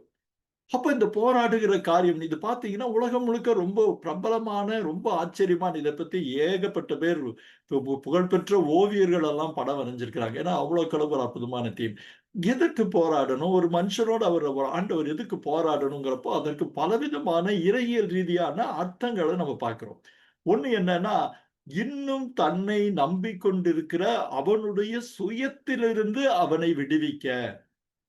என்னால முடியும், எனக்கு இந்த காரியத்தை முடியும், அப்படி முடியும்னு நினைக்கிறப்போ, அந்த பழைய சுவாபத்திலிருந்து அவனை விடுவிக்க, ஒரு மல்யுத்தம் நடக்கிறதை போல தேவன் அவனோடே கூட போராடினார் அப்படின்னு பல விளக்கங்கள் அதை பற்றி உண்டு. அப்போ போராடுவதோட நோக்கம் என்னன்னா, நீ முழுமையா என்ன சார்ந்திருக்கணும். நீ என்னை விட்டுட்டு நீ இப்படி சார்ந்து இப்படி பண்ணலாம், அப்படி பண்ணலாம் நினைப்பதற்கான வாய்ப்புகள் வந்து ரொம்ப குறைச்சல். அப்படி இருக்க முடியாது. நீ உன்னுடைய தன்மையை மாற்றுவதற்காக மல்யுத்தம் போல, ஒரு வகையில சொல்லப்போனா மல்யுத்தம் போல. அப்போ அந்த முழுக்க அந்த ஒரு ஸ்பிரிச்சுவல் பேட்டில், இல்ல ஒரு பிசிக்கல் பேட்டில், இல்ல 2ம் சேர்ந்த ஒரு போராட்டம் நடக்குது. அந்த போராட்டத்துல நீங்க பார்த்தீங்கன்னா, அவன் வந்து இறுதி வரை போராடுகிறத பார்க்கிறோம். பல நேரத்துல இது நம்மை இந்த யாக்கோபுடைய நிலையில வைத்து பார்ப்பது நல்லதுன்னு இருக்கு. நம்மளோட அநேக பிரச்சனைகள்ல கடவுளோட நாம் போராடி ஜெபிக்கிற ஒரு காரியத்தை இந்த இடத்துல இருந்து நம்ம பார்த்துக்கொள்ள முடியும் அப்படின்னு சொல்லுது. ஓசியா அந்த சங்கீதம் அந்த வசனம் ஓசியால வந்த அந்த இதை தான் நீங்க பார்க்கிறீங்க. அப்போ அந்த தேவனோட அவன் போராடுகிற காரியம் என்னன்னா, அவனுடைய சுவாபத்தோடு ஒரு பக்கம் தேவனுடைய வசனங்கள் காத்து கொண்டிருக்க, அதை முழுமையாய் விசுவாசிக்காதபடி தன்னுடைய சொந்த திட்டங்களை யோசிக்கிற, அவன் மனதோடு போராடுற, அவனுடைய சித்தத்தோடு போராடுகிற, அவனுடைய திட்டத்தோட போராடுகிறதற்கான ஒரு அடையாளமாய் இது தொடர்ந்து நடந்து கொண்டே இருக்குது. நீங்க பார்த்தீங்கன்னா, ஒரு கட்டத்துல வந்து அவன் மேற்கொள்ளாததை கண்டு, என்னன்னா அவன் அந்த விடுறதே கிடையாது. அவர் இறுக பற்றிக் கொள்ளுகிறான். தனக்கு என்ன இருந்ததுன்னே ஆண்டவர் வந்து அவனுடைய தொடைச்சந்தை தொட்டார். சோ அவனுக்கு ஈக்குவலா இருந்தவரு முதல் தடவையா தன்னுடைய வல்லமையான ஒரு செயல்பாட்டை நம்ம பார்க்கிறோம். தொடைச்சந்தை தொட்டார், அவன் யாக்கோபின் தொடைச்சந்து சுருக்கிற்றுன்னு வருது. ஆனா அதுக்கப்புறம் வசனங்கள்லாம் வந்து புதிரான வசனங்கள் தான். ஒருவேளை அப்ப கேட்கிறான், என்னை போக விடு அப்படிங்கிறாரு. அப்போ அவர் வந்து நீங்க பார்த்தா என்னை ஆசீர்வதித்தால் ஒழிய உம்மை போக விடேன்னு. ஏன்னா, அவர் கடவுள் அல்லது தேவகுமார்ன்னு சொல்லி அந்த நேரத்துல அவனுக்கு புரிஞ்சும் புரியாமலும் இருந்திருக்கலாம். தன் கூட போராடுகிறது கடவுள்ன்னு சொல்லி அவன் முழு மனதா அறிந்திருந்தானோ, அறிந்திருக்கவில்லையோ நமக்கு தெரியாது. ஆனா, பாதி அறிந்தும், பாதி அறியாமலும் இருந்திருக்கக்கூடும். ஏன்னா, அதனாலதான் என்ன சொல்றான், தான் தோற்பதைப் போல இருந்தாலும், அவருடைய அந்த தொடுதல் என் தொடைச்சந்தை சுளுக்க வைத்தாலும், அவன் என்ன சொல்றான்னு கேட்டா, நீர் என்னை ஆசீர்வதித்தால் ஒழிய உம்மை போக விடேன். ஆசீர்வாதம் என்கிறதுக்கு பலவிதமான அர்த்தங்களுக்கு சொல்றோம். அதுல முக்கியமா ஆதியாகமத்துல சொல்லக்கூடிய இது என்னன்னா, அவருடைய கிருபை கூட இருக்கிற ஒரு காரியம். அவருடைய பிரசன்னம் கூட இருக்கிற ஒரு காரியம்ங்கிறத ஆசீர்வாதத்திற்கான ஒரு விளக்கமா சொல்றாங்க. அப்போ நீர் என்னை ஆசீர்வதித்தால் ஒழிய, அத இன்னொரு வகையில நம்ம புரிஞ்சுக்கிறதா இருந்தா, உங்க கிருபை என்னை விட்டு விலகாதிருந்தால் ஒழிய உம்மை போக விட மாட்டேன். அப்படிதான் நம்ம புரிஞ்சுக்கணும். அப்படி புரிஞ்சுக்கிறது ரொம்ப பொருத்தமா இருக்கும். நீர் என்னை நீங்க ஏன்னா அவரு என்னை போக விட மாட்டேன்னா ஆண்டவர்ன்னு தெரிஞ்சிருச்சு. ஆண்டவரோட காரியங்கள்னு புரிஞ்சிருது. அவர் இவனுடைய எதிர்பார்ப்புக்காக காத்திருக்கிறது இல்ல. அவர் அவங்ககிட்ட சொல்றாரு, "சரி போ" அப்படின்னு சொல்லி. நம்போ எனக்கு இத படிக்கிறப்போ பல நேரங்கள்ல இத பத்தி நெறைய நேரம் யோசிக்கிறப்போ, அ சில சமயத்துல இந்த குழந்தைகள் அப்பா கூட போடுற பொய் சண்டை போல இருக்கும். நீங்க பார்த்திருக்கலாம். அப்பாட்ட ஒரு பொருள கேட்பான். பொருள இது ஒரு உதாரணத்துக்கு மாத்திரம் தான். 100% பொருத்தி தயவுசெய்து பார்க்காதீங்க. அப்பாட்ட சொல்லுவான், "டேய் உனக்கு தர முடியாதுடா. உனக்கு இது பண்ணாதுடான்னு" உடனே 2 பேரும் பொய்யா ஒரு சண்டை போட்டுக்குவாங்க. சண்டை அப்படியே பெருசாகும். கடைசியில "சரி போ. உனக்கு நீ போயிடு. அவன நான் பார்த்துக்கிறேன்" அப்படிங்கிறப்போ, "அப்பா அப்படின்னா எனக்கு அது வாங்கி குடுப்பீங்களாப்பா?" அப்படின்னு கேட்பாங்க இல்லையா? எனக்கு அந்த உதாரணம் தான் என் மனசுல வந்துச்சு. அப்ப கிட்டத்தட்ட ஒருவேளை மங்கலாகாதை போல இவன் சொல்றது என்ன? இவன் தோத்துட்டான். தொடைச்சந்தை தொட்டாரு, சுளுக்கிடுச்சு. அவனால இனி போராட முடியாது. அவர் அப்ப கூட என்ன சொல்றார்? "நான் போகட்டுமாங்கிறப்போ, நீர் என்னை ஆசீர்வதித்தால் ஒழிய, உம்மை போக விடேன்" அப்படின்னு சொல்றான். நான் விடமாட்டேன்ப்பான்னு. அப்போ உடனே ஒரு அழகான ஒரு காரியம் நடக்குது. அவர், "உன் பெயர் என்னன்னு?" கேட்கிறார். அவ்வளவு தெய்வீகமா போராடின ஒருத்தருக்கு அவர் பேர் என்னன்னு தெரியாதா? இல்ல. கண்டிப்பா தெரிஞ்சிருக்கும். ஆனா அப்ப கேட்பதற்கான அர்த்தம் என்னன்னு கேட்டீங்கன்னா, "நீ என்ன சொல்றன்னு?" ஏன்னா, அவன் முதல் ஆசீர்வாதத்தை அவன் பெற்றுக்கொள்ளுகிறப்போ, தன்னுடைய சொந்த பெயரில அந்த ஆசீர்வாதத்த அவன் பெற்றுக்கொள்ளல. அந்த ஈசாக்கை ஏசாவின் வேஷத்தை போட்டு, ஏசா போல அ அவனுடைய ஆடைய அணிஞ்சு கொண்டு, ஏசா போல வெள்ளாட்டு ரோமம் இருக்கிற கையா காமிக்கிறதுக்கு அந்த வெள்ளாட்டு தோல போத்திட்டு, நான் பண்ணி உன்னுடைய குமாரனாகிய ஏசா அப்படின்ட்டு சொல்லி, அந்த ஆசீர்வாதத்தை பெற்றுக்கொண்ட அந்த யாக்கோபுட்ட இப்ப கேட்கிறாரு, "நீ மறுபடியும் ஆசீர்வாதம்ன்னு நீ கேட்கிற, உன் பேர் என்னன்னு?" அப்போ அவன் ஒருவேள அந்த சம்பவம் எல்லாம் அவனுக்கு ஞாபகம் வந்திருக்கும். ஐயோ! அப்ப நான் பொய் சொல்லி, அப்ப நான் என்னுடைய அண்ணனோட உரிமைய நான் பறிச்சுட்டேன். அந்த அண்ணன் தான் பயந்து நான் இப்போ போராடிக்கிட்டு இருக்கிறேன். இப்போ நான் என்ன சொல்லப் போறேன்? இல்ல, இல்ல என் பேரு தான் சொல்லப் போறேன். எனக்கு இந்த பேர்ல தான் எனக்கு இருக்கணும்னு சொல்லிட்டு அவன் சொல்றான். யாக்கோபு அப்படின்னு சொல்றான். உடனே அவரு இங்க ரொம்ப அழகா இன்னொரு வசனம் சொல்றாரு. உன் பெயர் யாக்கோபு எனப்படாமல் இஸ்ரவேல் எனப்படும். யாக்கோபு என்னன்னா சர்வன்ட் அப்படின்னு ஏமாத்துக்காரன் சர்வன்ட் எல்லாம் சொல்லுவாங்க. இதுல இன்னொரு அர்த்தம் என்னன்னா சஃபரிங் ஃபார் காட் அப்படின்ற ஒரு அர்த்தம் சொல்றாங்க. இன்னும் பல அர்த்தங்கள் ரொம்ப அழகான அர்த்தங்கள்லாம் உண்டு. ஆனா இஸ்ரவேல்ங்கிறது என்னன்னு கேட்டா தேவனுடைய பிள்ளைகள். Children of God. ஆண்டவருடைய பிள்ளைகள் அப்படின்னு. அப்ப நீ இத்தனை நாள் நீ எப்படி இருந்தியோ அப்படி நீ இருக்க போறதில்ல. நீ இனிமேல் என்னுடைய பிள்ளையா நீ மாறப்போற. என்னுடைய மகனா, மகளா நீ மாறப்போற. சாரி மகள்ன்றல பொதுவா நான் சொல்றேன் நானு. அப்போ என்னன்னா, நீ எப்படி இருந்தியோ, அப்படி இல்லாதபடிக்கு நீ எப்படி இருக்கணுமோ அப்படியாக உன்னை மாற்றப் போகிறேன். அதுதான் ரொம்ப அழகான விஷயம். அன்பானவர்களே, இந்த நேரத்துல இன்னொரு காரியத்த கூட நம்ப ஞாபகப்படுத்துறது நல்லது. ஆபிரகாமுக்கு ஒரு எல்ஷடாயாய் வந்தபோது, அவருடைய பெயரை மாற்றுகிற ஒரு சம்பவம் ஒருவேளை நமக்கு பல பேருக்கு ஞாபகம் இருக்கலாம். உன் பெயர் என்னன்னா ஆபிராம்ங்கிறப்போ, இனிமேல் உன்னை ஆபிராம் என்று சொல்லாதபடிக்கு ஆபிரகாம் என்று சொல்லப்படுவது. ஏன்னா நீ பல தேசிகளுக்கு, பல தேசங்களுக்கு, பலருக்கு நெறைய பேருக்கு நீ தகப்பனா இருப்பேன்னு அந்த வசனம் ஒருவேளை உங்க எல்லாருக்கும் ஞாபகம் இருக்கலாம். இங்க ஸ்கிரீன்ல கூட பார்க்கிறீங்க. அ அது போடுங்க. இஸ்ரேல்னா சில்ட்ரன் ஆஃப் காட். ஜேக்கப்னா சஃபரிங் ஃபார் காட். நம்ம ஆண்டவருக்காக கஷ்டப்படுகிற ஒரு இது. இது என்னன்னா, அந்த கஷ்டத்திலிருந்து என்னை விடுவிக்க ஆண்டவருடைய பிள்ளையாக அவர் மாற்றுகிற ஒரு காரியம். அப்போ நீ இத்தனை நாள் எப்படி இருந்தையோ உன்னுடைய சுவாபங்கள் அப்படி இனி இராதபடிக்கு நீங்க பாத்தீங்கன்னா ஆபிரகாம் பத்தி பேசணும். ஆபிரகாம் வந்து ஆபிரஹாம்னு பேரை மாத்தினாரு. அந்த தோராவுல ஒரு காரியம் என்ன இருக்குன்னு கேட்டா, அவனை மறுபடி ஆபிராம் என்று சொன்னால் ஆபிரகாமை டீகிரேட் பண்ற மாதிரி இருக்கும். அதனால ஒரு நாளும் ஆபிராம் சொல்லக்கூடாது, ஆபிரகாம் தான் சொல்லணும்னு சொல்லி சில தோராவுல பற்றின பகுதிகளை ஒரு குறிப்புகள் உண்டு. ஆனா என்னன்னா, இப்போ ஆண்டவர் என்னன்னா இந்த பெயரை முற்றிலுமா மாற்றுறாரு. யாக்கோபுன்ற பெயரை அவர் என்னன்னு மாத்துறாரு, இஸ்ரவேல்னு மாத்துறாரு. ஏன்னா உன்னுடைய பழைய சுவாபங்கள், பழைய காரியங்கள் எல்லாமே இருந்தது. ஆனா அந்த காரியங்கள்லாம் என்னன்னா இல்ல. ஏன்னு கேட்டா உன்னுடைய போராட்டத்துல கூட போடின போராட்டத்துல நீ மேற்கொண்டு தேவனோடும் மனிதரோடும் போராடி மேற்கொண்டாயே. என்ன என்கிட்ட உன்னை நீ ஒப்படைச்சாயே, என்னை பூர்ணமா உங்க ஆளுமைக்கு கொடுத்தாயே என்ற அர்த்தத்துல உன் பெயர் இஸ்ரவேல் எனப்படும் அப்படின்னு நம்ம சொல்றாரு. நீங்க பாத்தீங்கன்னா உடனே வந்து அவனுக்கு அந்த வார்த்தையை சொன்ன உடனே அவர் சொன்னவர் யார் அப்படின்னு சொல்லி அவனுக்கு ஒருவேளை தெளிவு தந்ததுனால அவன் வந்து அந்த உடனே அந்த அடுத்த வசனத்தை பாத்தீங்கன்னா அவன் புரிஞ்சுக்கிட்டான் அப்படின்ட்டு வார்த்தை வந்து அடுத்த வசனத்துல இருக்கு. 32 30வது வசனம். 30வது வசனத்தை பாத்தீங்கன்னா ரொம்ப அழகா இருக்கு. அப்பொழுது யாக்கோபு, நான் தேவனை முகமுகமாக கண்டேன், உயிர் தப்பி பிழைத்தேன்.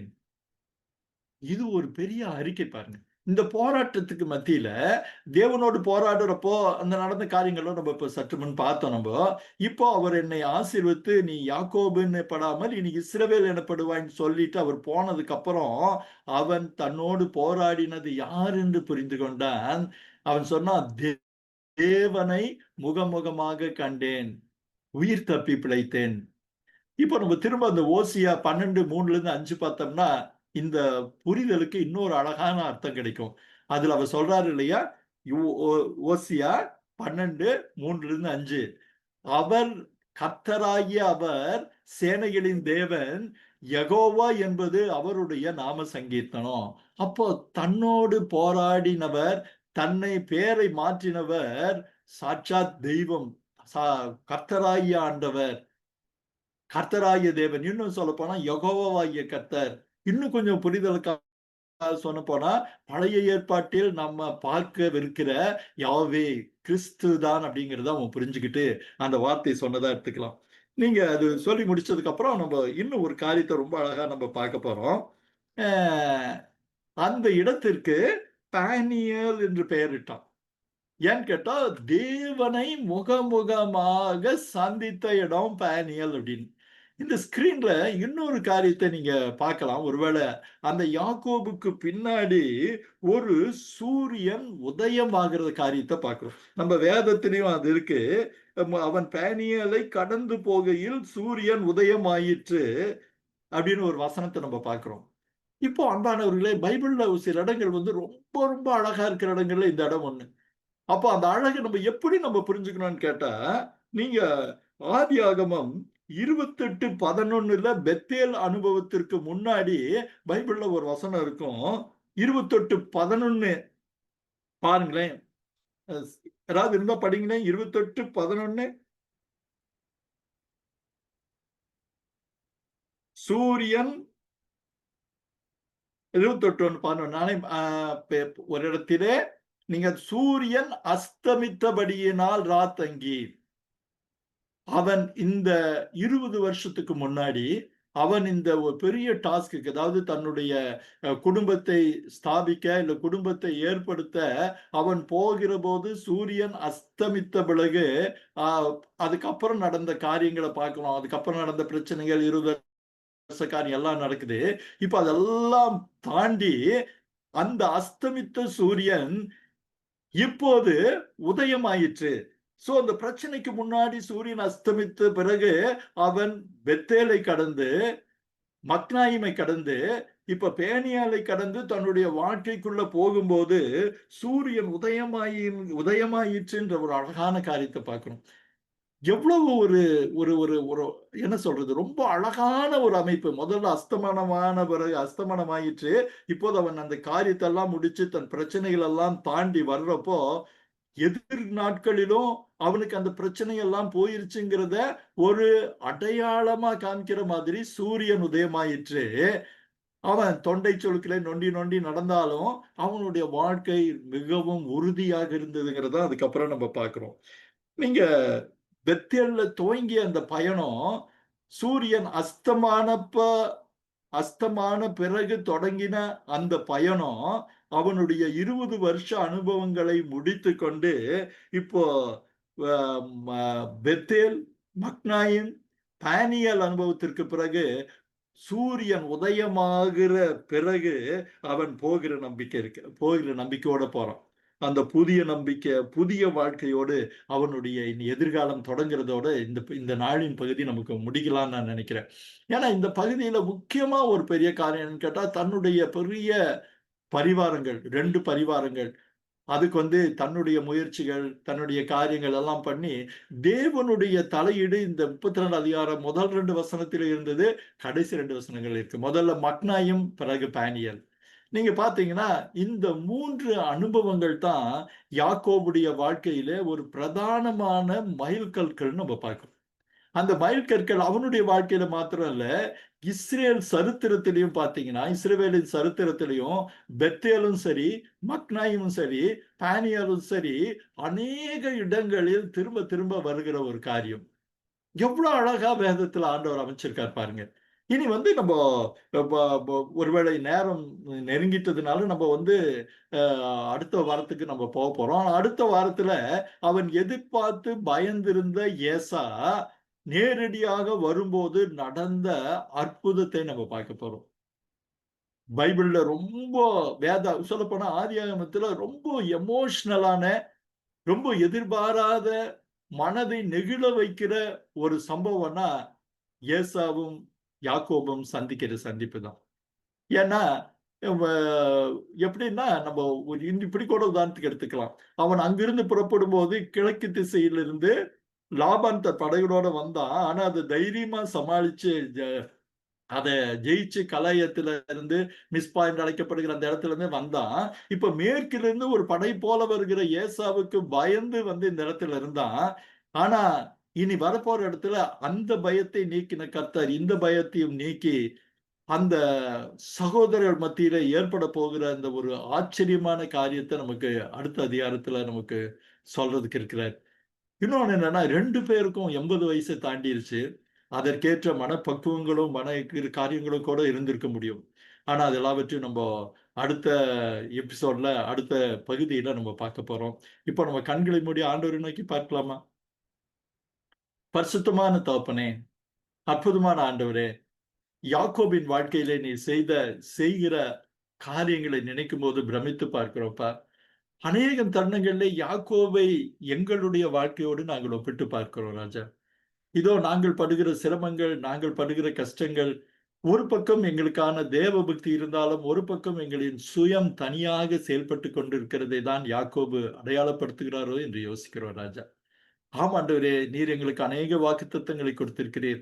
அநேக உறுதிகளை கொடுத்திருக்கிறீர். அதை நாங்கள் விசுவாசிக்கிறோம். அதை நாங்கள் விசுவாசிக்கிற யாக்கோபாக தான் நாங்கள் இருந்திருக்கிறோம் ராஜா. ஆனால் செயல்படும்போது அதே யாக்கோபை போல எங்களின் சுயதிட்டங்களையும் நாங்கள் அங்கங்கே வைத்துக் கொண்டிருக்கிறோம் ஆண்டவரே. ஆண்டவரே, யாக்கோபின் வாழ்க்கை எங்களுக்கு ஒரு பாடம் ராஜா.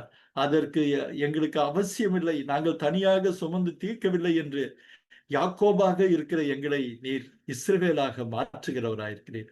உன்னுடைய முழுமையான காரியத்திற்கும் நான் இருக்கிறேன் என்று சொல்லுகிற தைரியத்தை இதோ அந்த பானியல் அனுபவமாக எங்களுக்கு மாற்றுகிறீர். பெத்தேலில் வாழ்க்கை தொடங்குகிற நாங்கள் எங்களை நீர் கைவிடாதபடி மக்னாயின் வழியாக அநேக காரியங்களை எங்களுக்கு உணர்த்தி கொண்டே இருக்கிறீர். எங்களை கைவிடுகிற தெய்வமே இல்ல சுவாமி நீங்க. பிறகு பானியல் வலுதாக யாக்கோபாக துவங்கின பயணத்தை இஸ்ரவேலாக முடிக்க கர்த்தர் கிருபை செய்கிறீர். இஸ்ரவேலாக முடித்து முற்றுப்புள்ளி அல்ல ராஜா. இனி வரும் பிரச்சனைகளை இஸ்ரவேலாக எதிர்கொள்ள தேவ தயவு எங்களோடு கூட இருக்கிறது என்ற நிச்சயத்தோடு புறப்பட எங்களுக்கு நீர் உதவி செய்கிறீர் சுவாமி. எல்லா துதிகனமையும் உமக்கு செலுத்துகிறோம். அடுத்த பாகத்திலே சுவாமி, நாங்கள் இன்னுமாக யாக்கோவின் அந்த சந்திப்பை நாங்கள் புரிந்து கொள்ள, அறிந்து கொள்ள எங்களுக்கு கிருபை தாரும். எல்லாவற்றையும் அன்பின் தெய்வம் அருள்நாதர் இயேசுவின் அற்புதமான நாமத்திலே உம் பாதம் பணிந்து ஜெபங்களை ஏறெடுக்கிறோம். அப்பா லோஹிம். ஆமென், ஆமென். ஆமென். ஆமென். நல்லா இருந்துச்சுண்ணா இன்னைக்கு. ஆமென். Praise God. அப்படியே ஆமென். ஃப்ரெண்ட்ஸ் மக்களுக்கு உங்களோட கருத்துக்களை கேட்கலாம். டவுட்ஸ் எதுவும் இருந்துச்சுன்னா அப்படியே நீங்க கேட்கலாம் இன்னைக்கு பார்த்ததுல.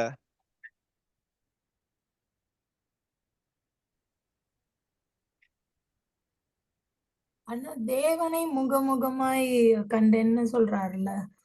ஆ, கர்த்தருடைய தூதனானவரோட போராடினார். அப்ப இயேசு கிறிஸ்துவை பாக்குறது தேவனை பாக்குறதுக்கு சமம், அப்படிதானே? ஆமா. ஆ. அதாவது பழைய ஏற்பாட்டுல இப்படி கர்த்தருடைய தூதன் வர்ற இடங்கள், சம்பவங்கள் எல்லாமே யாருன்னு கேட்டீங்கன்னா, பெத்லகேமில் பிறப்பதற்கு முன்பாக இருந்த இயேசு கிறிஸ்து. நீங்க பாத்தீங்கன்னா ஆபிரகாம் வாழ்க்கையில இயேசு வராரு. தேவனுடைய வார்த்தையானவர் வராரு. எல்சடாய் ஆகிய கர்த்தன் வராரு. தேவனுடைய வார்த்தைன்னு வர்றப்போ, அவர் தேவனுடைய வார்த்தை நம்ம யோவான்ல பார்க்கிறோம். ஆதியிலே வார்த்தை இருந்தது, வார்த்தை தேவனாக இருந்தது. அந்த வார்த்தை மனுவுருவாகி நம்ம மத்தியிலே வந்து வாசம் பண்ணான்றப்போ, இயேசு கிறிஸ்து தான் பழைய ஏற்பாட்டுல வராரு. ஏன்னா பல பேர் இந்த நேரத்துல பல பேருக்கு சொல்ல வேண்டிய ஒரு காரியம் என்னன்னா, ஒருவரும் பிதாவை கண்டதில்லை, அவர் சத்தத்தை கேட்டதும் இல்லை. பிதாவை யாரும் பார்த்ததில்லை, அவருக்கு ரூபமும் கிடையாது. பரிசுத்தாவியானவரை யாரும் பார்க்க முடியாது. அவர் ஒரு வல்லமையான ஒருத்தர், ஆழ்த்தத்துவம் உள்ளவர். ஆனா அவருடைய மனுஷ ரூபத்தை பார்க்க முடியாது. ஆனா மோசே, ஆபிரகாம் எடுத்துட்டீங்கனாலும் அவனுக்கு தரிசனமாகிங்கிறது. யாக்கோபை பார்த்தாலும் அவனோடு பேசி அவனோட தரிசனமாகி அவனுக்கு தோன்றின்னு வருது. யாக்கோபை பார்த்தா 3 இடங்கள் பெத்தேல்ல கர்த்தருடைய தூதனானவர் நான் இந்த ஏணி மேல நின்று நம்ம பேசுகிறதை நம்ம படிக்கிறோம். நம்ம அதே வண்ணமாக இப்ப பெத்தேல்ல இந்த பேனியல்லையும் அவனோடு போடுகிறான்றப்போ அது முழுக்க முழுக்க ப்ரீ இன்கார்னேட்டட் கிரைஸ்ட் அப்படின்னு தான் சொல்றாங்க. நீங்க யாத்திராமத்துல கூட பாத்தீங்கன்னா, ஒரு சிநேகிதனோடு முகமுகமாய் பேசுகிறதை போல என் தாசனோட நான் பேசினேன்னு வருது. அப்ப யார் பேசியிருக்க முடியும் மோசே கூட? நிச்சயமா கிறிஸ்து தான் பேசியிருக்க முடியும். பழைய ஏற்பாட்டுல அந்த விதமாக அவர் வந்தார். யாவே ஆகிய தேவனாக அவர் வந்துதான் ஒரு மனுஷ ரூபமாக பல இடத்துல அதை பார்க்கணும். யோசுவா எரிகோ பட்டணத்துக்கு போறப்போ ஒருத்தர் உருவின பட்டயத்தோட நிக்கிறார். அது யாரு? கர்த்தருடைய தூதன்னா அது கிரைஸ்ட். சோ இந்த காரியத்தை நம்ம தெளிவா புரிஞ்சுக்கிட்டோம்னா பழைய ஏற்பாட்டுல இருக்கிற பலவிதமான சந்தேகங்களுக்கு இடம் இல்லை. ஏன்னா பழைய ஏற்பாட்டிலும் கிறிஸ்து இருந்திருக்கிறார். உதாரணத்துக்கு ஆபிரகாம் கூட இருந்ததை நம்ம யோவான் 8ல நம்ம பார்த்தா, ஆபிரகாம் என் நாளை காண மனதாய் இருந்தான், கண்டு களி கூர்ந்தான்னு அவங்ககிட்ட நேரடியா பழகுன அனுபவத்தை யோவான்ல பதிவு செஞ்சிருக்கிறத பார்க்கிறோம். ஆபிரகாம் இவங்க கூட சொல்றாங்களே, நீ உனக்கு 50 வயசு கூட இல்லையே, நீ எப்படி ஆபிரகாம பார்த்த அப்படின்ற அந்த கேள்வி வர்றப்போ நமக்கு இந்த பதில் தான் சரியான பதில். ஆபிரகாம் அவரை பார்த்தான், அவர் நாளைக்கான மனதாயிருந்தான். அவருக்கு அந்த யெகோவா ஈரே காரியங்களை சொல்றப்போ கர்த்தருடைய தூதன் 2வது தடவையாகன்னு பார்க்கிறோம். சோ திரும்ப திரும்ப பழைய ஏற்பாட்டுல ஆண்டவர் வந்துகிட்டே இருக்கிறார். அதை நம்ம புரிஞ்சுக்கிட்டோம்னா இப்போ இந்த புரிதலும் நல்லா இருக்கும். அது ஆச்சரியமா இருந்துச்சு அண்ணா. ஆமா, கண்டிப்பா கண்டிப்பா. இயேசு கிறிஸ்துவோட இருக்கிற உறவு தான் பழைய ஏற்பாட்டிலையும் எல்லா பரிசுத்தவான்களுக்கும் நடந்தது. கண்டிப்பா. அவரு அதுலதான் இருந்தார். இன்னும் நிறைய காரியங்களை நம்ம உதாரணமா சொல்ல முடியும். யாக்கோபு முற்பிதாக்களுக்கு முன்னாடி கண்டிப்பா அவங்க 3 பேரும் ஆண்டவரை பார்த்திருப்பார்கள்.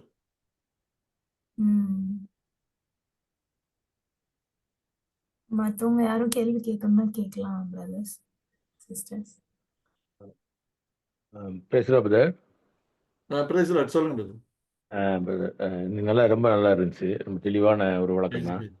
எனக்கு என்ன தொட்டது என்னன்னா, அதாவது நம்ம நிறைய நேரங்கள்ல அந்த செல்ஃப் கான்ஃபிடன்ஸ்ன்னு சொல்லிட்டு அநேக நேரத்துல நம்ம அதுல இருக்கோம். அதை உடைக்கிறது கடவுள் உடைக்கிறாரு பாருங்க.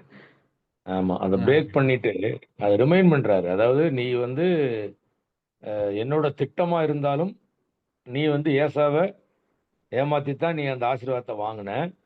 அதனாலதான் உன் பேரை நான் கேட்கறேன்னு ஒரு செகண்ட் டைம்ல அஷூரன்ஸ் கொடுத்துட்டு அவனை வந்து அவனுடைய கான்ஃபிடென்ஸை கொண்டு வரணுங்கிறதுக்காக அவனோட சண்டை போடுறதெல்லாம் அது வந்து அவனை அந்த ஸ்ட்ரென்தன் பண்ணுறதுன்னு சொல்கிறது வந்துட்டு பெரிய ஆச்சரியமான காரியம்தான்.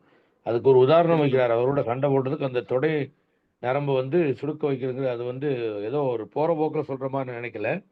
அதை ஒரு ஒரு அடையாள சின்னமாக அருமை வைக்கிறாரு பிரதர். பாருங்க. அது ரொம்ப உண்மை, உண்மை, அது உண்மை, உண்மை. அது ரிமைண்டு ஏன்னா, இன்னைக்கு வரைக்கும் அது அது ஒரு இருக்கு கனவு. அப்படிங்கிறது. அ அது ஒரு கனவுன்னு நினைச்சு அவன் போயிடக்கூடாது.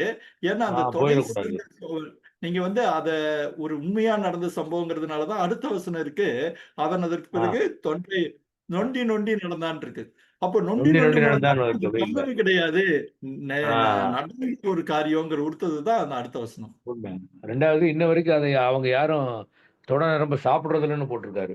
இந்த ஆ, ஜூஸ் வந்துட்டு தே ஆர் ஆமா. வெரி மச் ஆமா. அது வந்து ஒரு ரெசம்பிளன்ஸ்ங்கிறது வந்து கடவுளோட அந்த இத வந்து அது சிம்பாலிக்கா காமிக்கிறதுல வந்து நெறைய காரியம் இருக்கு. அது ரொம்ப முக்கியம். ஆமா ஏன்னா பிரதர். நான் என்ன யோசிக்கிறேன்னா, கடவுள் வந்து உன் பேர் என்னன்னு கேட்கறது வந்துட்டு, அந்த அ, பீட்டரோட வந்துட்டு நீ என்ன மறுதலிக்கிறான்னு 3 தடவ கேட்கிறார் இல்லையா? அப்ப வந்து அ, அ, ஒரு ரீஅஷ்யூர் பண்றாரு பாருங்க. எப்ப பார்த்தாலுமே எப்பயாவது ஒரு ஒரு பிரச்சனை வர்றப்ப ஆஸ்கிங் த அ, நேம்னா அதுக்கு ஏதோ ஒரு காரணம் இல்லாம அவர் கேட்கறது இல்ல. உன் பேர் என்ன அ, அப்படின்னா, உன் பேரை மாத்த போறேங்கிறதுக்கு வந்து பிகாஸ் நீ நினைச்சிட்டு இருக்க அது உன்னால தான் நீ உன்னால இல்ல.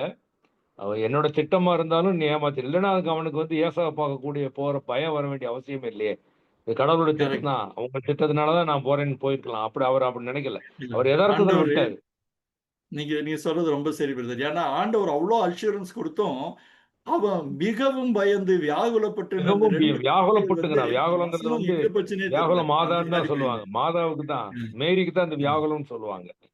ஆமா, வியாகுலப்பட்டுன்னு. அந்த ஆமா. அந்த அந்த வியாகுலமாதான்னு ஒரு ஸ்ட்ரெஸ் இதெல்லாம் கான்செப்ட் இருக்கு. அனுபவிக்கிறது மேரி மாதா தான் அனுபவிச்சாங்கன்னு சொல்லுவாங்க. பொதுவாவே. ம். வியாகுல மேரின்னே ஒரு இதே இருக்கு. பேரே இருக்கு. நெறைய கரெக்ட். பேருக்கு வியாகுல மேரி பேர் வைப்பாங்க. ஆமா. அப்ப அவன் அந்த அளவுக்கு பயந்து போறதுக்கு காரணம் என்னன்னா, மேபி கடவுள் வந்து அவன ரியலைஸ் பண்ண வைக்கிறாரு. தோ அ, அவரோட திட்டமா இருந்தாலுமே, நீ ம், வந்து உங்க அண்ணன்ட்ட எப்படி சமாதானம் பண்றது தான் ரொம்ப முக்கியம் பண்ற. சமாதானத்தின் தேவன்ங்கிறத வந்து நீங்க சொன்ன மாரி அது ஏசாட்ட போய் சமாதானம் பண்றதுக்கு அவன் எவ்வளவு பிரிப்பேர் பண்றான். என்னென்னமோ குடுத்து ம், சமாதானம் பண்ண பார்க்குறான். ஆனா குடுத்த பொருள் ம், எல்லாம் வந்து பார்த்தீங்கன்னா, அது அடுத்த ம். அதிகாரத்துல சொல்றதுல நில் ஒண்ணுமே இல்ல. கடவுள் அது அங்க இல்லன்னா அந்த கொடுக்கிறது. சமாதானம் வந்திருக்காது. That is the peace of காட்ங்கிறது எனக்கு ரொம்ப புரிஞ்சு. அதான். 2 காரியமே அது ரொம்ப எனக்கு மனது தொட்டது. Thank you. அதான் பிரதர். அதுல ஒரு வசனம் வந்து பார்த்தா ரொம்ப அழகா இருக்கும். அதுல ஆ, என்னன்னா, ஆ. யாக்கோபு எனப்படாமல் இஸ்ரவேல் எனப்படும் தேவனோடும் மனிதனோடும் போராடி மேற்கொண்டாயேன்னு வருது. அவர் ஆமாமா. அது ஆண்டவர் அது அதுதான் ஜெயிச்சது. அத திருப்பி ஆனா சொல்றாரு. என்னன்னா இவர் சொல்றாரு, "நீ ஜெயிச்சுட்டல" அப்படிங்கிற மாரியா அந்த ஒரு வசனம் அந்த பொருள்படி. அப்ப என்னன்னா, அவன ஒரு ஒரு உன்னுடைய நம்பிக்கைய குடுக்கறதுக்கு சுயத்தை முழுமையா மேற்கொண்டாயேன்னு விட்டுக் சொல்லி அவன கொடுத்து அந்த கரெக்ட் பிரதர். அதையும் கரெக்ட். சொல்றாரு. அதனால தான் அருமையான அவன் வசனம். பயப்படுறான். தேவனை அ, முகமுகமாய் கண்டேன், உயிர் தப்பி பிழைத்தேன்னு சொல்றதுக்கு காரணம் என்னன்னா, நானு அ, கடவுள் தாங்கிறத ஒரு வேளை தெரிஞ்சுக்கிட்ட உடனே அவனுக்கு பயம் வந்துருச்சு. ஏதாவது ஆமா. நடந்துருமோன்னு சொல்லிட்டு தான் நானு உடனே ஒரு பேர ம். வச்சு இது பண்றான். எல்லா காரியத்திலயுமே அ, அ ஆண்டவருடைய திட்டமா இருந்தாலுமே, நாம வந்து நல்லபடியா நடக்கணுங்கிறது அவரோட இது அது நியாயமா வரணும்னு 1. 2வது வந்து அ அவன் செஞ்ச தப்பா இருந்தாலும் கூட, போய் நீ சமாதானம் பண்றதுக்கு அவன் மனச ப்ரிப்பேர் பண்றாரு. ஐ மீன் ஏசா சொந்த அண்ணன் தான், ஒரே ம், ரத்தம் தான். இருந்தாலும் அது ஏசாவோட ம். மாறுதல் நீங்க சொன்ன மாரி அடுத்த வாரம் படிக்கிறப்ப அது இன்ட்ரெஸ்ட்டா இருக்கும்னு நெனைக்கிறேன். ஏன்னா, ஆமா. நம்ம இல்ல மாற்றத்த இந்த ரொம்ப பயந்து போய் பேக்ராப்போட மாத்திருந்திருக்காரு. படிச்சா இன்ட்ரஸ்டிங்கா இருக்கும். Correct brother. கரெக்ட். இன்ட்ரெஸ்டிங்கா இருக்கு. ஆமா, ஆமா. Thank you brother. So nice. நன்றி, நன்றி பிரதர். நன்றி.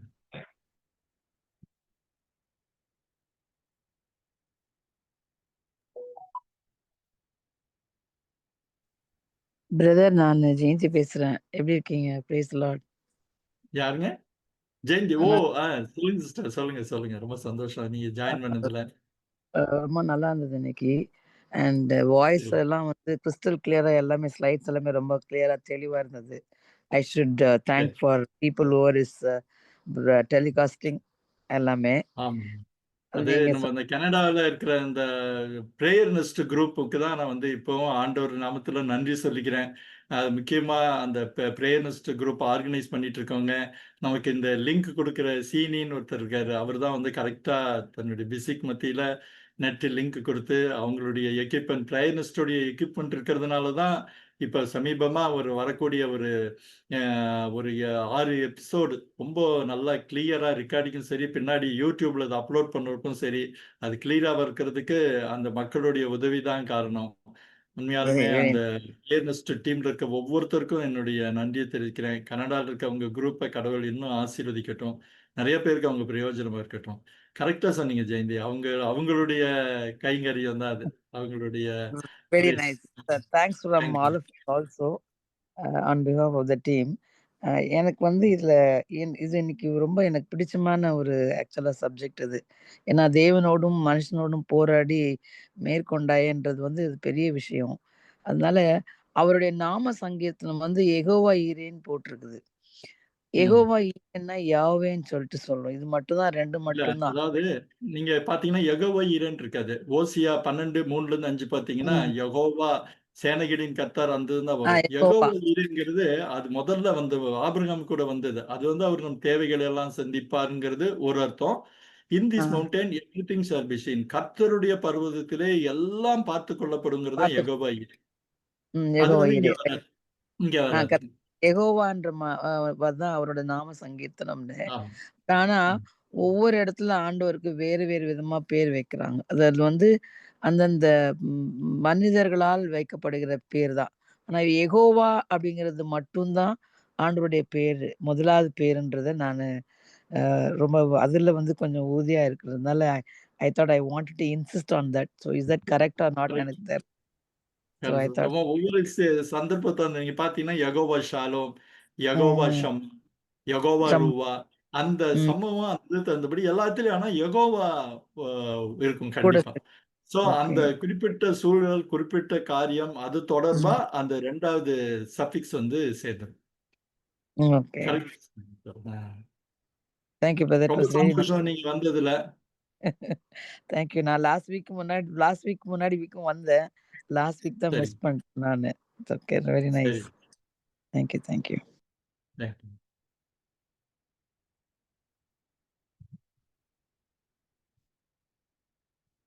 சாம் வேற யாராவது இல்லைன்னா நம்ம க்ளோஸ் பண்ணலாம். ஆனா யாரும் ப்ரேயர் பண்றாங்களான்னு கேளுங்கண்ணா. சொல்லுங்க இவங்களை கூப்பிட்டு ப்ரே பண்ண சொல்லுங்க. பிரதர் கூப்பிட சொல்லுங்க. அவரு ப்ரே பண்ணுங்க.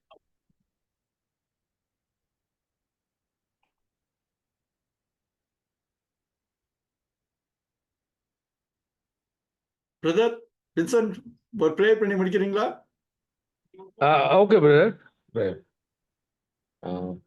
கிருபை இருக்கும் நல்ல ஆண்டவரே, இந்த அருமையான ப்ரேயர் பண்ணி நாளிலே முடிக்கலாம். அருமையான நாளிலே தேவரீர் கர்த்தர் எங்களுக்கு சகோதரர் மூலமாக தெரிவித்த ஒவ்வொரு காரியத்திற்காக தேவனை நன்றி செலுத்துகிறோம்.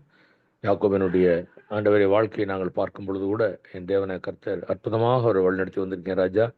ஆண்டவரே நீங்கள் வழிநடத்த மட்டும் இல்லாமல் ஆண்டவரே ஒருவேளை அவன் தன்னுடைய தகப்பன் மூலமாக உண்மை தெரிந்து கொண்டாலும் தானே ஆண்டவரே உலகத்தில் வந்து ஜெபித்து பெற்றுக்கொள்ளக்கூடிய ஒரு தைரியத்தை தந்தீங்க. மனதில் வியாகுலங்கள் இருந்தாலும் பயம் இருந்தாலும் கூட அதை தெளிவு போக்குறதுக்கும் ஆண்டவரே தேவரே கர்த்தர் சமாதானத்தின் தேவன் தாமே அவனை கொடுத்த வாக்குக்காக நன்றி சாமி. அது மட்டும் இல்லாதபடி ஒரு மனிதனோடு நீங்கள் போராடி அவனை அதனுடைய பெயரை மாற்றம் இல்லாமல் அவனுக்கு நம்பிக்கையை கொடுத்து எதிர்காலத்திலே அங்கே போராடி மேற்கொண்டாய ஒரு அந்த மன மகிழ்ச்சியும் கொடுத்து ஒரு தைரியத்தை கொடுத்தீங்கப்பா. எதிர்கால சந்ததிக்கும் அவன் ஆண்டவரே ஆண்டவனாக இந்த அநேகரை வழிநடத்துவதற்காக கொடுத்தீங்க. இதற்குள்ள நாங்கள் கற்றுக்கொண்ட பாடங்கள் அநேகம் எங்கள் வாழ்க்கையில் அதை அப்பியாசிக்கவும் அதை நடத்தவும் ஆண்டவரே தேவரீர் ஆண்டவரே ஒருவேளை இயேசு கிறிஸ்துவானவர் புதிய ஏற்பாட்டில் தான் இருந்தாங்கிறத நாங்கள் நினைக்காதபடி கர்த்தாவே தேவரீர் எல்லாம் அந்த ஆண்டவரே உலகம் உருவானது முதல் இருந்து மக்கள் அந்த தீர்க்கதரிசிகளோடும் ஆண்டவரே உம்முடைய நம்பி வந்து ஆபிரகாமோடு ஈசாக்கோடும் யாக்கோபோடும் இந்த மாதிரி பல அநேக நபர்களோடு நீ பேசி உறவாடி இருக்கீங்க, காரியத்தை தெரியப்படுத்துங்க. இதில் விசுவாசத்தோடு கற்றுக்கொள்ள தேவன் கொடுத்த கிருபைக்காக நன்றி சாமி. அவருக்கு செபிக்கிறோம். கர்த்தர் ஆசீர்வதிங்க. இன்னும் அவர் மூலமாக அநேகர் ஆண்டவரை தெளிவடையட்டும். அதே போல் இந்த நாளிலே இந்த ஆண்டவர் ஜூம் இந்த மூலமாக எங்களுக்கு எல்லா வசதியும் ஏற்படுத்தி கொடுத்த நெட்வொர்க்கு எது சுத்தமடையாதபடி பார்த்து கொண்ட பிள்ளைகளுக்கு தூரதேசத்தில் இருந்தாலும் இந்த பிள்ளைகளுக்கு செபிக்கிறோம். ஒருவரும் ஆண்டவரே இந்த நம்பிக்கையோடு தொடர்ந்து பயணிக்கவும் இன்னும் அநேகர் வந்து இதை பிரயோஜனப்படுத்தி இப்படி ஒரு நல்ல ஆண்டவரே நல்ல கருத்துக்களை ஒரு ஆண்டவரே இவ்வளோ அருமையான ஒரு தயாரித்து சிரத்தை எடுத்து தயாரிக்கிற காரியங்களை தெரிந்து கொள்ளவும் அதை மற்றவர்களுக்கு நாங்கள் தெரியப்படுத்தவும் நடைமுறையை விவாதித்து தெரிந்து கொள்ள கத்த உதவி செய்ய போறதுக்கா நன்றி சாமி. தொடக்க முதல் முடிவருடைய கிருபை இருந்ததுக்கா நன்றி. மீதியானவள் நீங்க பொறுப்படுத்திக் கொள்ளுங்க. இயேசுவின் நாமத்தில் செபிக்கிறோம் நல்ல பிதாவே. Amen. Amen. Amen. Thank you. Thank you amen. Thank you God bless you. தேங்க்ஸ்ண்ணா. Thank you all. வந்தவங்க எல்லாருக்கும் ரொம்ப Thank you, அண்ணா. thanks. மறுபடியும் அடுத்த கூடுகையில சந்திப்போம்.